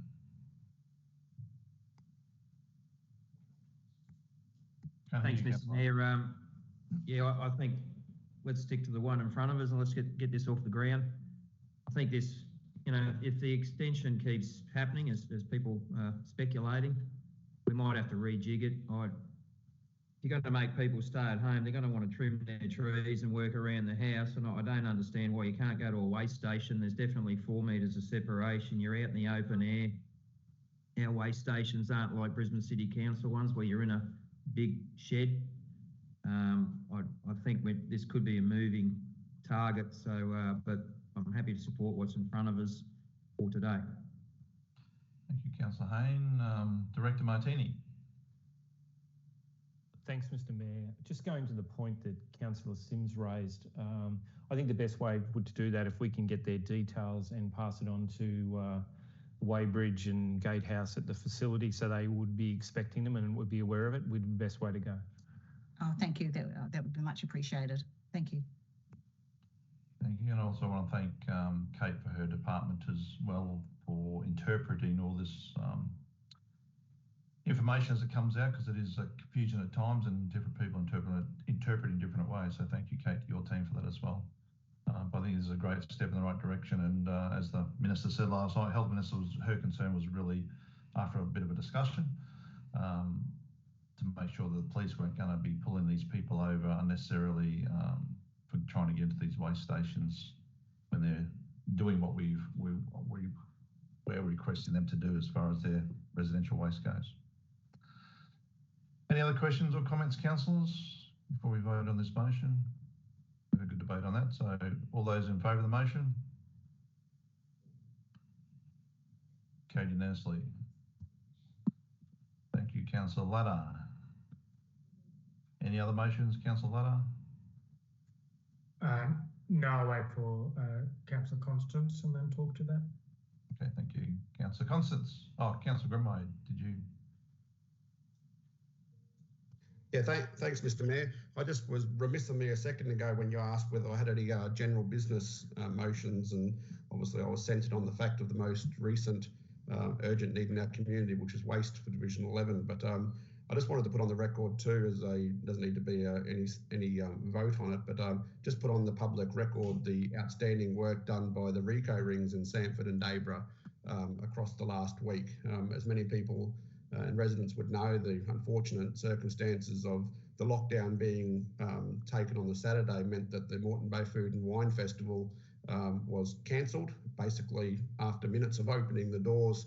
And this left a number of businesses in our communities and food vendors and hospitality venues basically with tons of food that would have otherwise perished and gone off. And the RICO ring at Sanford and Daybra stepped up to the mark and offered their services to try to move some of that food onto people so that it could, one, be sold, and two, not be wasted as well, to support local businesses. And by all reports, and Channel 7 were out there as well, by all reports they did a fantastic job. So just wanted to put on the public record my thanks and appreciation for the work they did. Yeah, totally agree with you, Councillor Grimwade, and it was great to see the community come together to support those vendors and businesses that have been prepared for that big event that unfortunately didn't happen. With predicted 10,000 people going to attend that event, probably the biggest event we've had since since COVID, sorry. So it was good the community come together and working together to support those businesses through a COVID-safe process as well. I'd like to add to that, if you don't mind. I agree with everything Councillor Grimwade said, and it actually made me start investigating things, and I found out that we actually have a RICO ring here in North Lakes as well, and they too are supporting from this weekend. Their uptake has been huge since the promotion from us of the Sanford and Daybra. So thanks for everyone involved in that. And yeah, their COVID safe plans probably better than some Coles and Woolies stores. So thank you. Thank you, Councillor Shipway. Councillors, you happy to keep going, or do you want to have a break? Probably got a couple of items to discuss yet. I'm happy to keep going. Keep going. Keep going. Soldier on. Councillor Savage, Mr. you Mayor, happy? I'm happy to keep going in this instance, but if we do need to continue to do these meetings in the future, I do ask that we perhaps reschedule them in a way that might allow us to take more frequent breaks, because I'm mindful that I am homeschooling and I'm homeschooling on my own at the moment. And I know that a number of other councillors are as well, and my children are quite young. So they have, that has some difficulties associated with it. So happy to keep going at the moment, but in future, if we need to do this, would welcome some discussion on how we can better do that. I agree with Councillor Savage that the kids don't seem to have very good meeting etiquette. So mine keep coming in. So that'd be great. Okay, thank you. Point taken, councillors. Thank you. Councillor Constance, I believe you've got a motion or two. Two, Mr. Mayor, thank you. First one, meeting support. I've sent that through. I don't know if you've got that there to drop straight in. I can send it through to you again now if you'd like, about the mobile food vendors. Or we could do the public holiday one first if that's easiest, but maybe just before we enter into that one, I might just ask the CEO. I believe it might have been cut off for it yesterday to change the public holiday. If you could update us on that, please, Mr. CEO. Yes, this is a live discussion at the moment, sorry, councillors. So the formal cut-off, this is not a matter that council can simply resolve and change the public holiday. This is a matter that needs to be changed by regulation by the state government. And that the ability to do that, I thought, closed yesterday at 3 p.m. I have got messages that we might have an extension for some minutes today. So sorry, I haven't got clarification of that. Mr. CEO, if I might just comment. Thank you.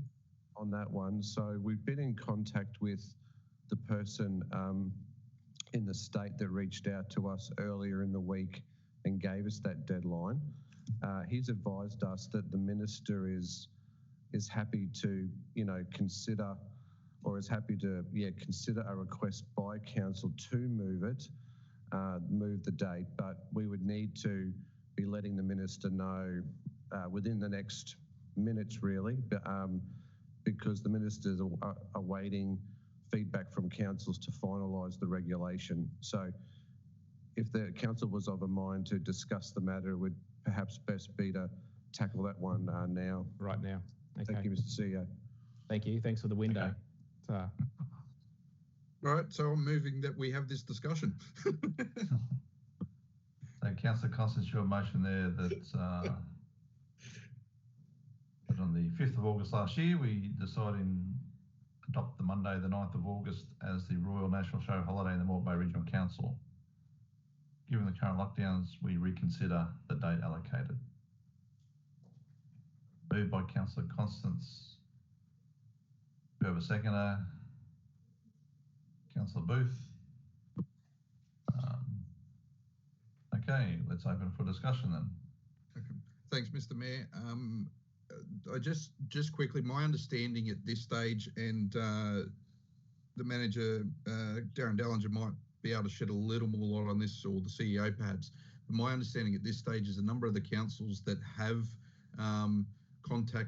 made contact with the state government haven't necessarily finalised a new date yet. They've simply said that they're removing next week's allocated public holiday dates.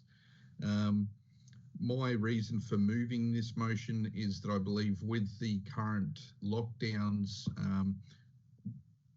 Moreton Bay Regional Council and the predecessor councils have traditionally had Monday as the public holiday because it gives a long weekend. With the current lockdowns, we lose any advantage of bringing people into our region, or for other people from other regions to come and visit us and enjoy an extended long weekend with a public holiday.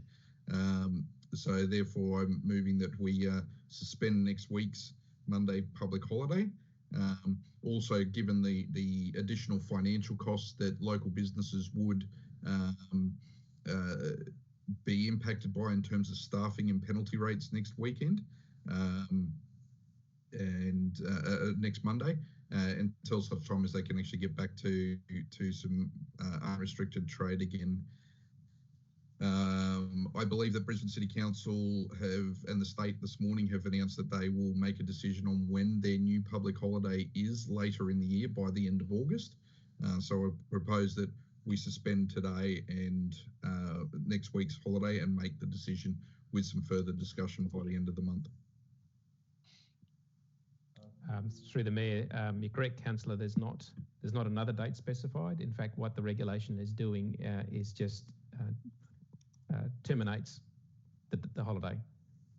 It's been communicated to the communities that obviously there'll be another day, but that day is yet to be determined. So formally, if the motion is that council seeks state government approval because we can't unilaterally suspend it,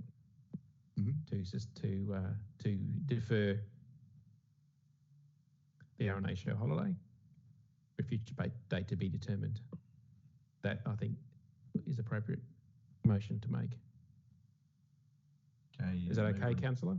Sorry. Yeah, that looks perfect. Thanks, Greg. Councillor Booth, you happy with that wording change? Yeah, I am. I did notice that Kate from Legal did have her hand up. Does she have anything to add on that? Thank you, Councillor Booth. I was just confirming what the CEO has since said, which is we do not need to determine a new date now, but we do need to make a decision now as to whether the date will move or stay. Okay, Councillor Booth, we'll go with you first. Cool, thanks. So just from 10:30 a.m. this morning, I've had 6 emails on this subject. When I switch on Facebook, it's going to be all over there. So I'm glad that we can hopefully make a decision quickly. One of the emails also notes a discussion with Minister Mark Ryan. So I believe he's about to have a conversation with you on that as well. And one's from a local school because it also will change their curriculum as to what days they have to service. Given the majority of businesses are closed due to lockdown, keeping this day would be, in my opinion, create another impost with penalty rates and public holiday payments on a day when they may not be able to recoup enough revenue to even operate due to lack of custom with people locked down. Last year, local operators got 2 bites of the cherry with Moreton Bay's show holiday on the Monday and the state moved to the Friday. So this fitted our Support Local campaign to remind residents that it's absolutely vital for them to think local, especially as we start to recover yet again from another lockdown.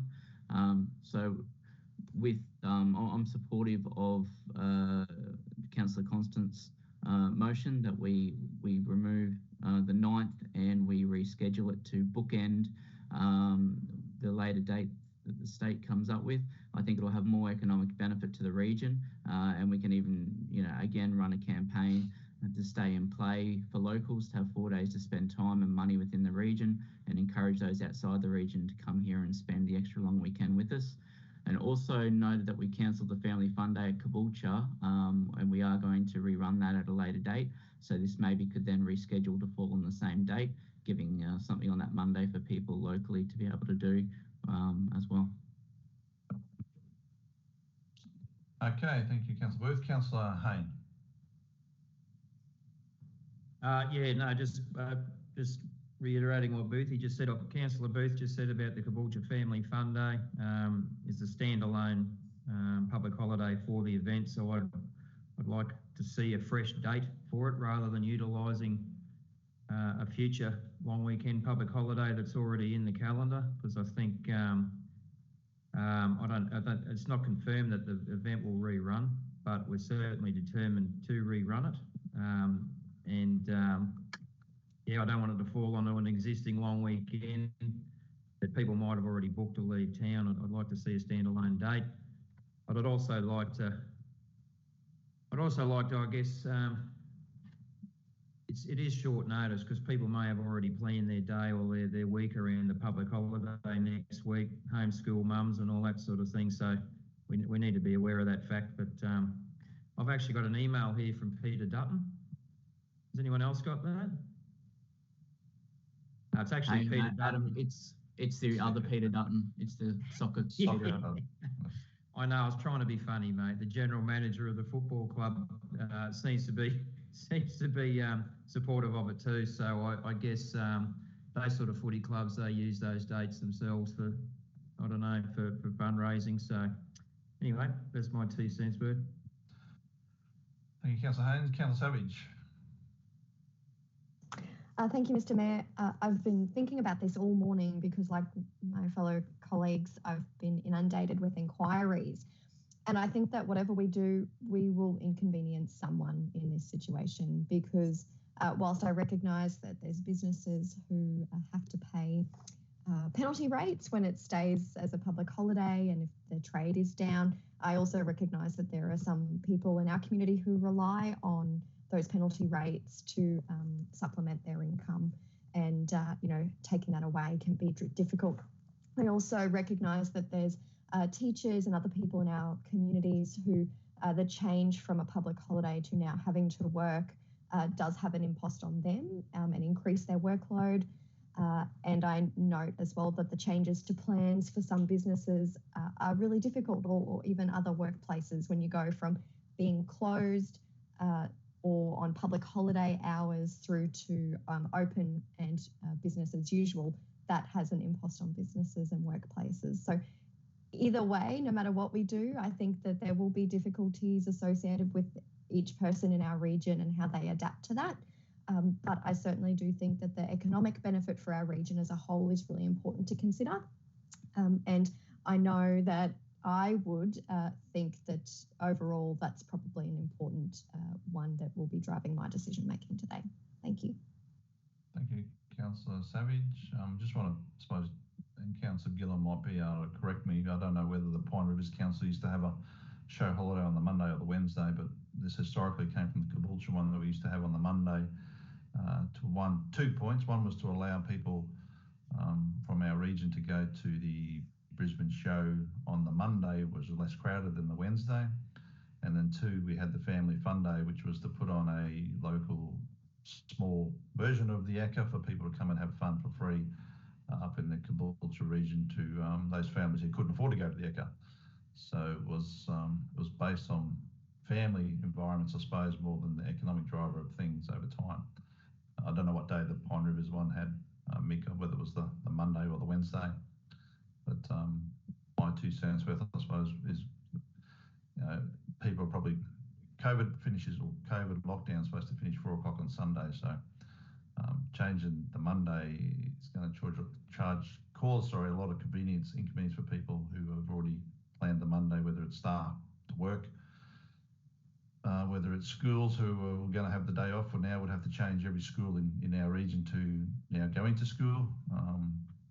I just think it's very late notice to be changing it, and would cause a lot of inconvenience. However, I do acknowledge that the economic benefits of having a long weekend in others, but when you have a long weekend in 5 or 6 Southeast Queensland councils the same day, it thins that ability of those dollars to be spent in those regions as opposed to a different day. So just a few different ideas to think about, Councillor. So Councillor Gillum, and then Councillor Laddard, then Grimway. Yeah, thank you, Mr. Chair. Just to explain what you've just said, Pine Rivers also had their show holiday on the Monday, and this all started back in 1981 when the state government changed their school terms from 3 terms to 4, or 2 semesters cut in 2. So the kids' school holidays used to actually be in August, and the Show Society jumped up and down when they changed the changed the holidays, because the show, they didn't think they'd get enough kids coming to the show, and that's why the state government at the time introduced an extra day's holiday for the Southeast Queensland councils. The ones on the north side all picked the Monday, and the ones on the south side picked Thursday and Friday of the show week, and Brisbane still had the Wednesday, so that shared the attendance at the show. So really, this is a holiday to go to the RNA. A lot of people did turn it into a long weekend and left town.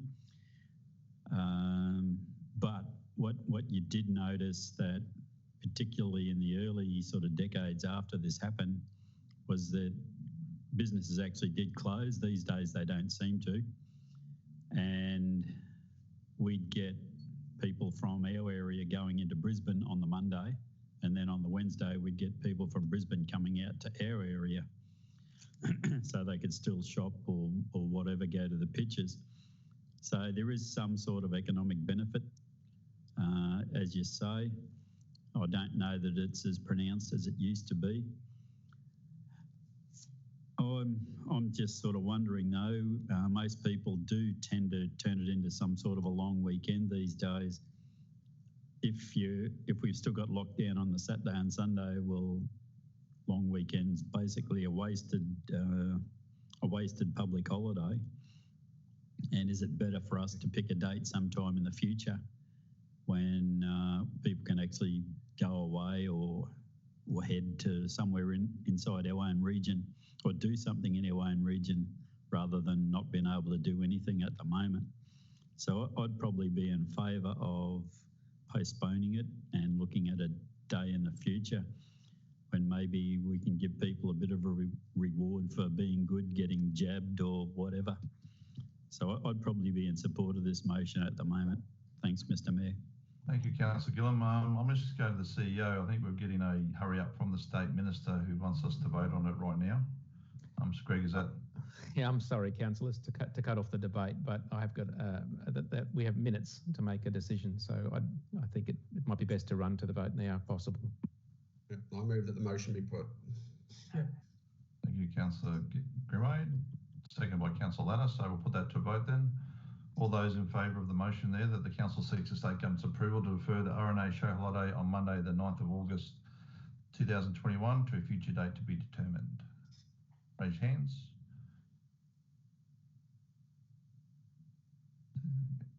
Okay, unanimous. Thank you. Sorry to cut those councillors off. Yeah, apologies. Thank you. Okay, Councillor Constance, back to you. Yes, thank you, Mr. Mayor. Second general business motion that I've got today, meeting support. I've sent that one through again. That one there, support for the takeaway food vendors. Just wait for that to get pasted into the agenda there. Thank you. Mr. Mayor, look, there's been some discussion and some confusion, obviously, again around the health directive and what is and isn't allowed. The Chief Health Officer's directive clearly does allow takeaway food to be supplied. There is some strict provisioning within that, though, obviously, that businesses supplying takeaway food, whether it's ones that attended Moreton Bay Food and Wine Fest last weekend and then got shut down, but council provided support too for them to continue trading through their pop-ups, or normal restaurants that are now having to do takeaway trade only. They are permitted to trade for takeaway food. They must do the contact tracing with the Checking Queensland app. They must ensure social distancing and, as I've mentioned, provision of takeaway meals only. Given some of the confusion, Mr. Mayor, around this, I just and have put together this motion today seeking support that in line with the Chief Health Officer's directives relating to the lockdown hours, South East Queensland Direction 4, that council will continue to support support the continued operation of takeaway food vendors, including those with permits under the Moreton Bay pop-up program, noting that accessing food is a permitted purpose to leave your home. Council notes that many of these businesses are small local business operators living within our region, and that the Chief Health Officer's directive places additional requirements on operators, including the check-in and social distancing and the provision of takeaway meals only, and that council also notes that should the CHO directive be amended to exclude mobile vendors from takeaway operations, the CEO may be required to make amendments to the approach provided in 1 and 2. So that's the motion that I'm moving. I'm hoping to get a seconder and get this moved. Councillor Savage seconds the motion. Okay, I've opened it for discussion. Councillor Hayne. Yeah, good motion. It's surprising to find that letter went out to them.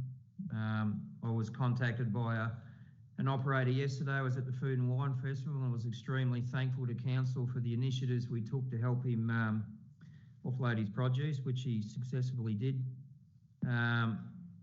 I sent that person to Paul Martins, and I understand that all the bookings that he had have been honoured. So do we need to move this motion, or have council staff already done something in the effect to open it back up again? I guess I'll ask the CEO that. Thanks, councillor. So what happened, I think the last week has been an interesting week, put it mildly. After the Food and Wine Festival was closed, I think council responded quite quickly in terms of converting as many of those food operators, particularly those who had, focusing on those who had, disposable food, or food that would rot, and converting them to be businesses that could still operate. So that was the way that we responded to that.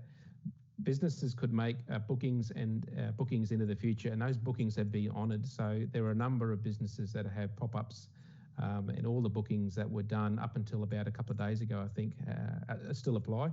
So there are bookings that will still apply into the future. What we did do is, responding to the Chief Health Officer's directive more recently, was not allow any new bookings, so not any further businesses to be getting involved.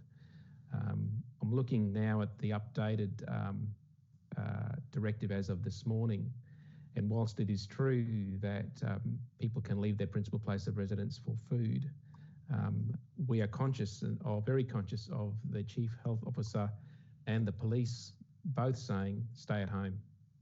In fact, in terms of obtaining food, there's now, as of this morning, added in a note, wherever possible, a person should limit travel and contact with other persons by using contactless modes of shopping and contactless collection of goods.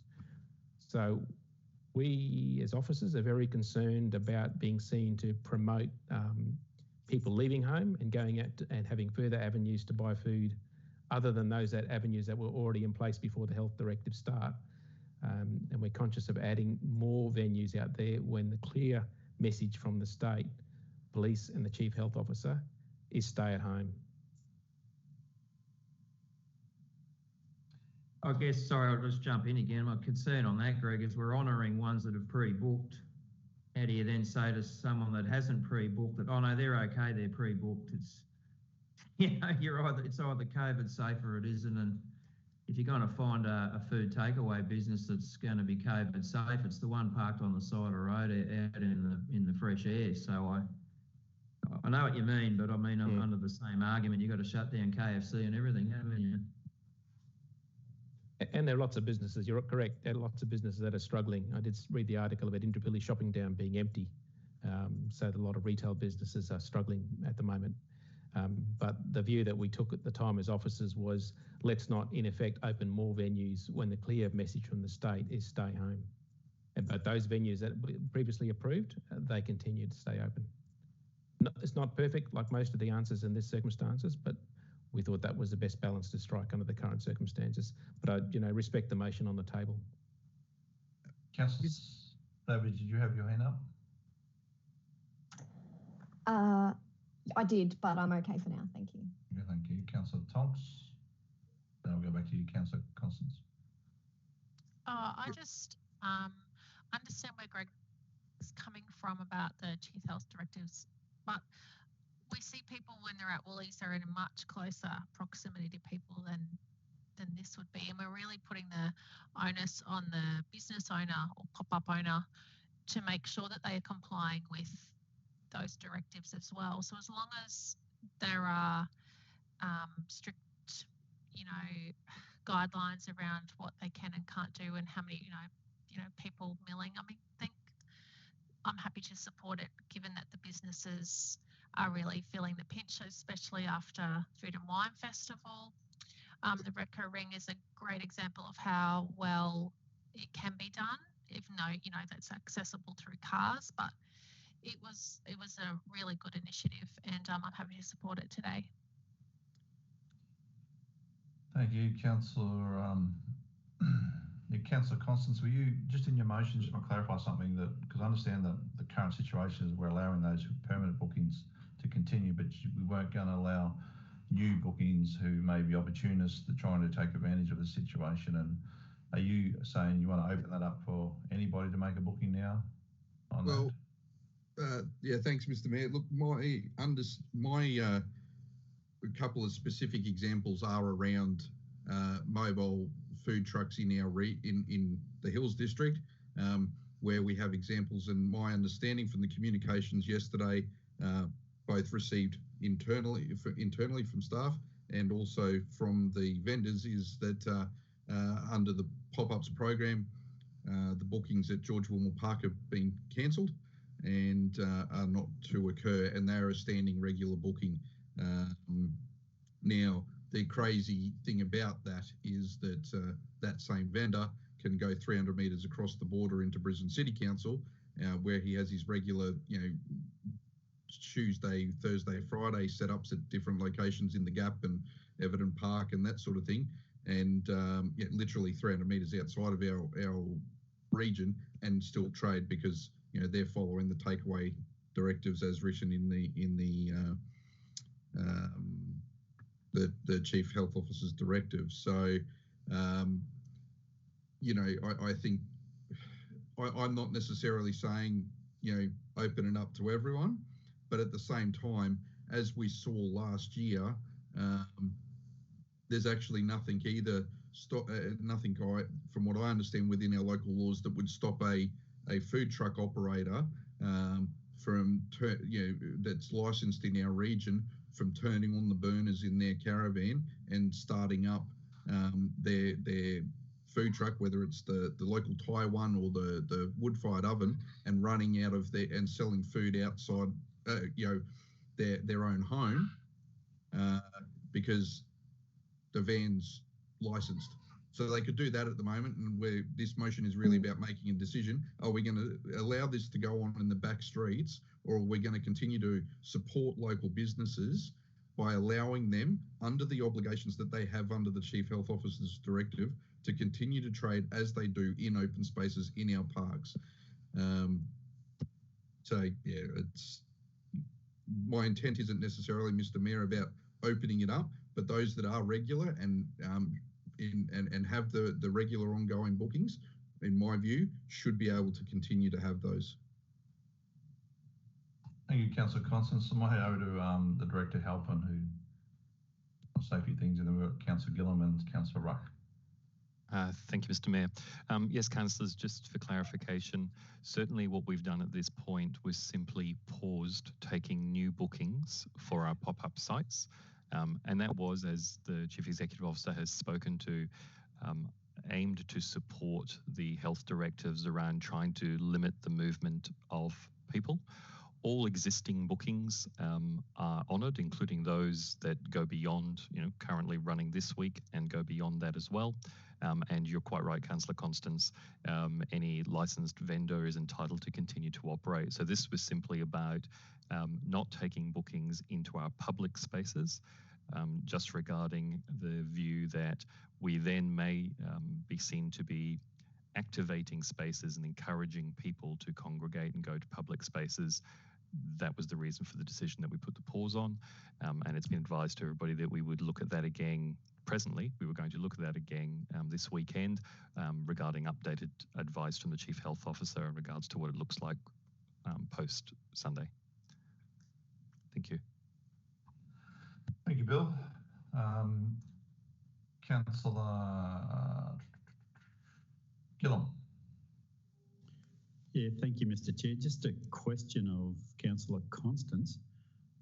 The Moreton Bay pop-up program, are you talking about a whole group of food trucks at Leslie Patrick Park, which would then sort of become an event and attract lots of people, or just the Pie Man on Patrick's Road? Mick, this is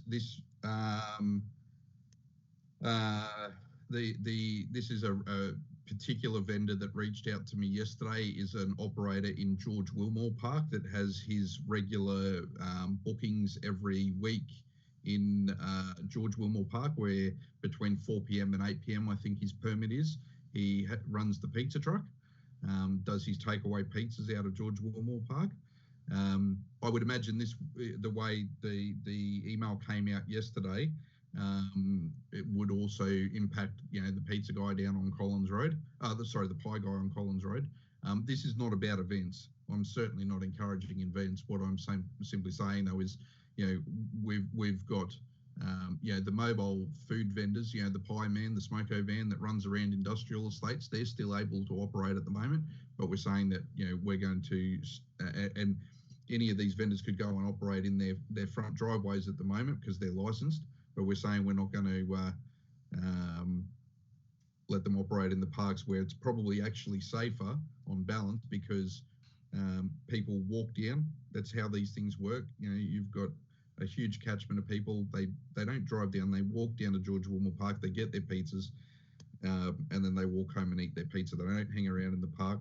The business owner would be responsible under the CHO's directives to specifically ensure that people are doing takeaway, that they're not hanging around. Obviously, the directive does not let people sit in the park anyway. It's simply having that ability to continue to operate their business as they do now in providing takeaway food. Yeah, look, I don't have a problem with that sort of thing. It's only if there were 20 trucks turning up, and that would then become a major crowd attractor, and that's what I probably have a problem with. Mick, that's fine. Yeah, Mick, this isn't about the event pop-ups. This is the sole operator pop-ups that we have in those single locations. You remember we've got quite a number of pre-approved locations for single operators under the pop-up program. Okay, thank you, Councillor Hayne. Yeah, just noting probably both what the Director Halpin and the CEO have said, and this is really just to hit the pause button. I don't understand why we would send a letter out on Tuesday to hit a pause button until Sunday. I don't get that. It's a pretty short turnaround to hit pause on and off, and they don't hear pause, they just hear you're killing my business.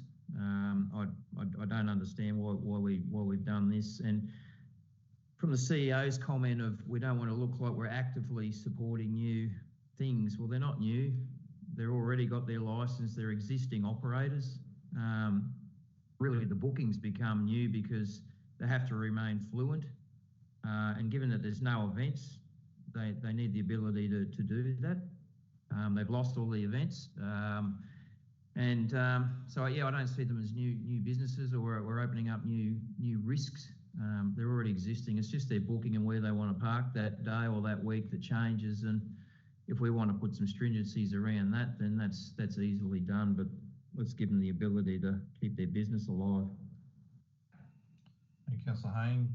Councillor Savage. Thank you, Mr. Mayor. I agree. Obviously, I seconded the motion. I agree completely with the motion.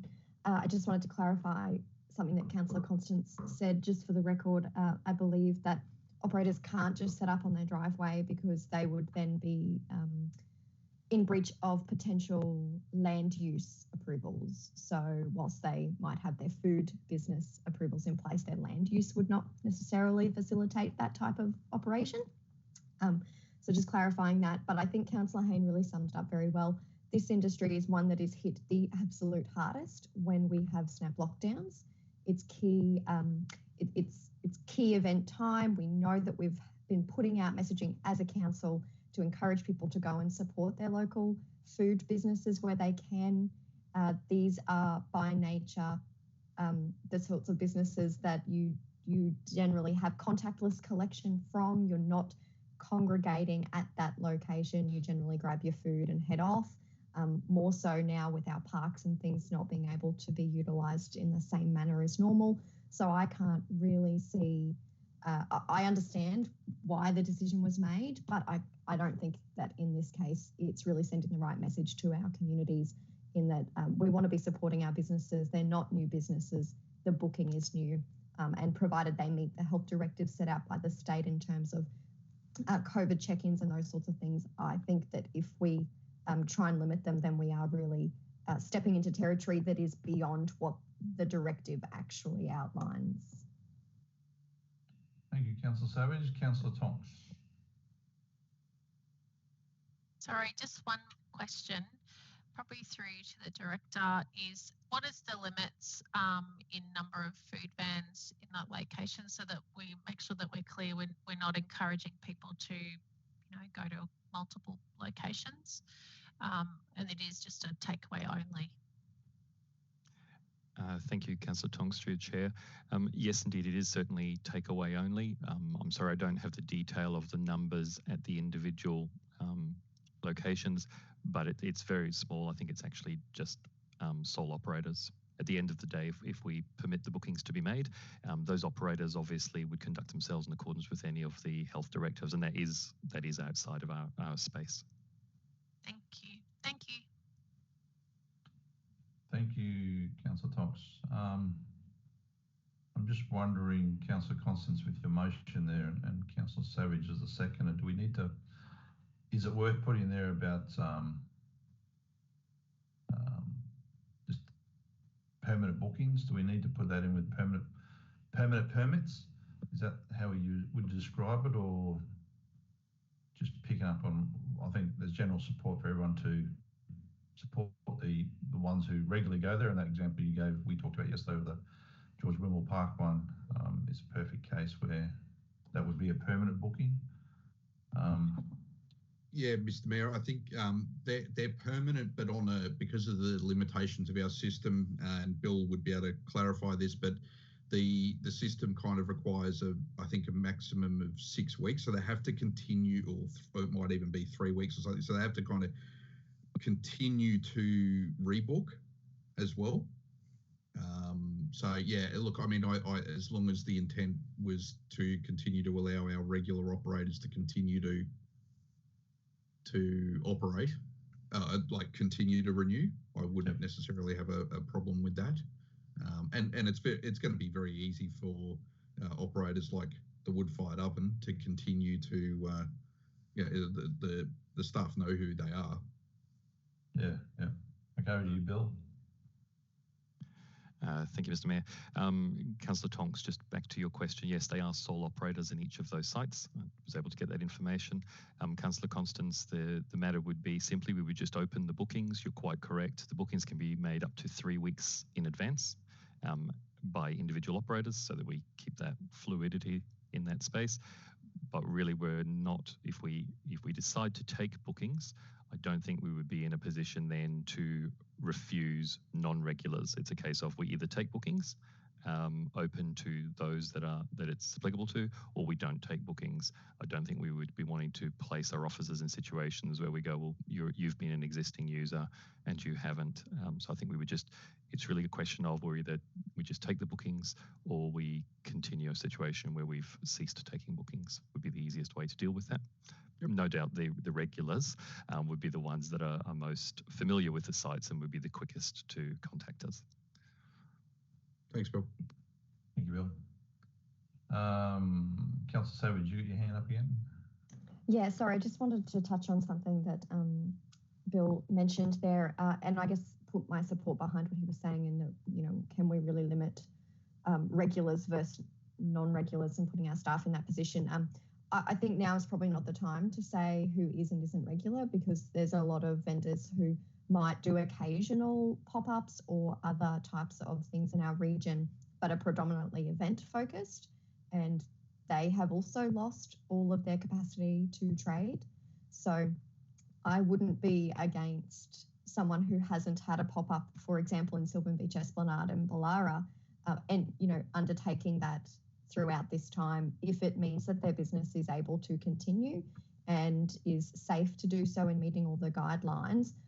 I'm not adverse to them doing so. I really just think that we need to do everything in our power to support this particular industry and food trucks in particular, as well as obviously our shop front businesses who are really facing challenging times. Thank you, Councillor Savage. Just a quick question, Bill. Do we limit, is there an opportunity to get more than one vendor in a location, which would be then causing a crowd, or are these locations limited to one vendor at each location? Mr. Mayor, I've been advised that it's one vendor at each location under the pop-up program. Okay, thank you. Any more questions, councillors, or comments? I think we're generally in support of trying to support these small operators, these small business or sole operators, and most of them probably are, who aren't going to get any support from the federal government funding because they're a sole operator. However, I do respect the decision that staff and the CEO made about trying to limit the temptation for people to go out and to be out in public and outside their homes when the directive is just encourage everybody to stay home if possible. I think that is up for people to interpret themselves, and they take responsibility if they go out when they shouldn't do. If we allow the businesses to operate as per normal, then it's the public's view, I suppose, then of whether they go out and get that and whether they meet the requirements for leave in their homes or not, rather than us deciding that. So can understand that on both sides of the story. So any other comments, councillors, before we vote on that?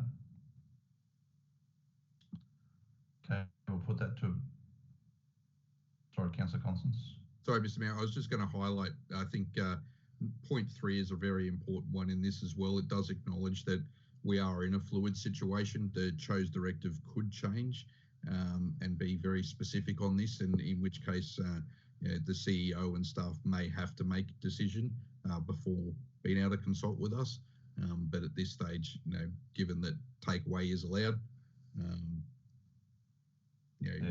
I think it does acknowledge that there may be a circumstance, there may be a requirement for this to change, but at the moment, as you said, I think we should be stepping out of the way. Mr. CEO, are you happy with that wording? Is that able to be implemented in your opinion? Yes, that's fine, Mr. Mayor. Thanks. And gives you the ability to change it if advice from the state changes down the track? Yes. Yep. Okay, thank you.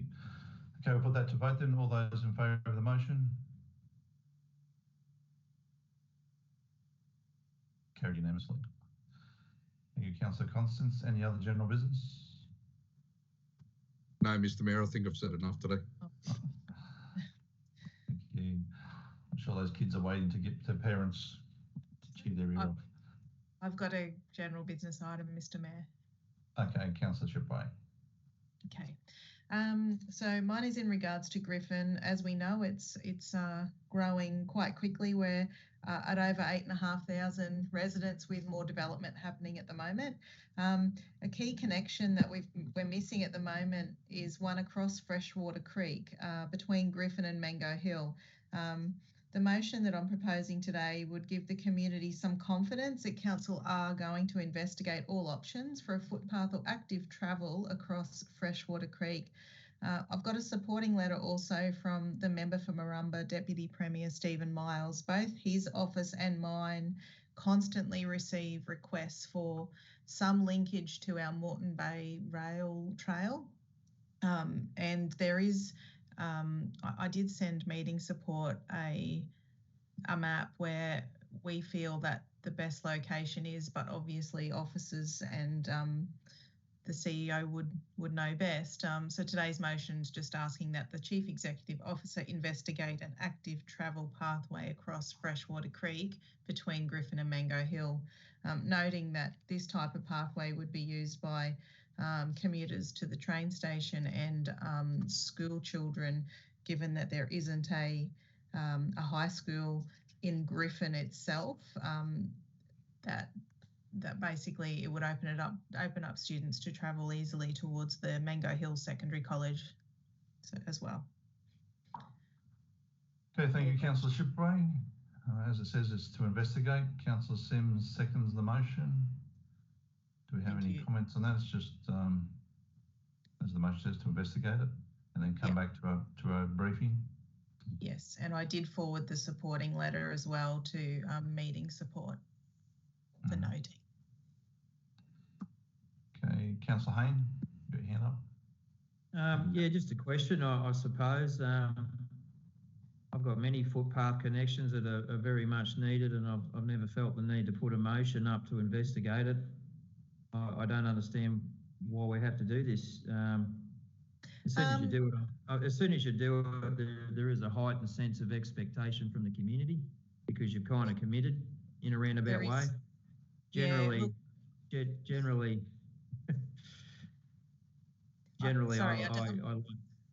I like council to investigate things a lot further. What's the impacts? What's the cost, etc., before any public announcements made. I don't know why we have to go down this avenue straight away. Yeah, I can answer that one. As a divisional councillor, I'm happy to move the motion.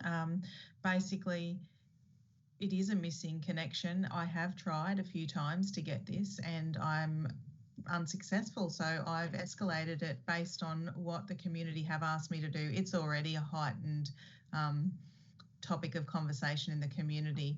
So it really is us just asking for investigation. I guess it got heightened even further by getting the similar information from the member's office as well, member for Marumba. So I guess it's just the way I want to do it, to be honest. Councillor Shipway, is this on the similar alignment to the proposed Moreton Connector? No, good question.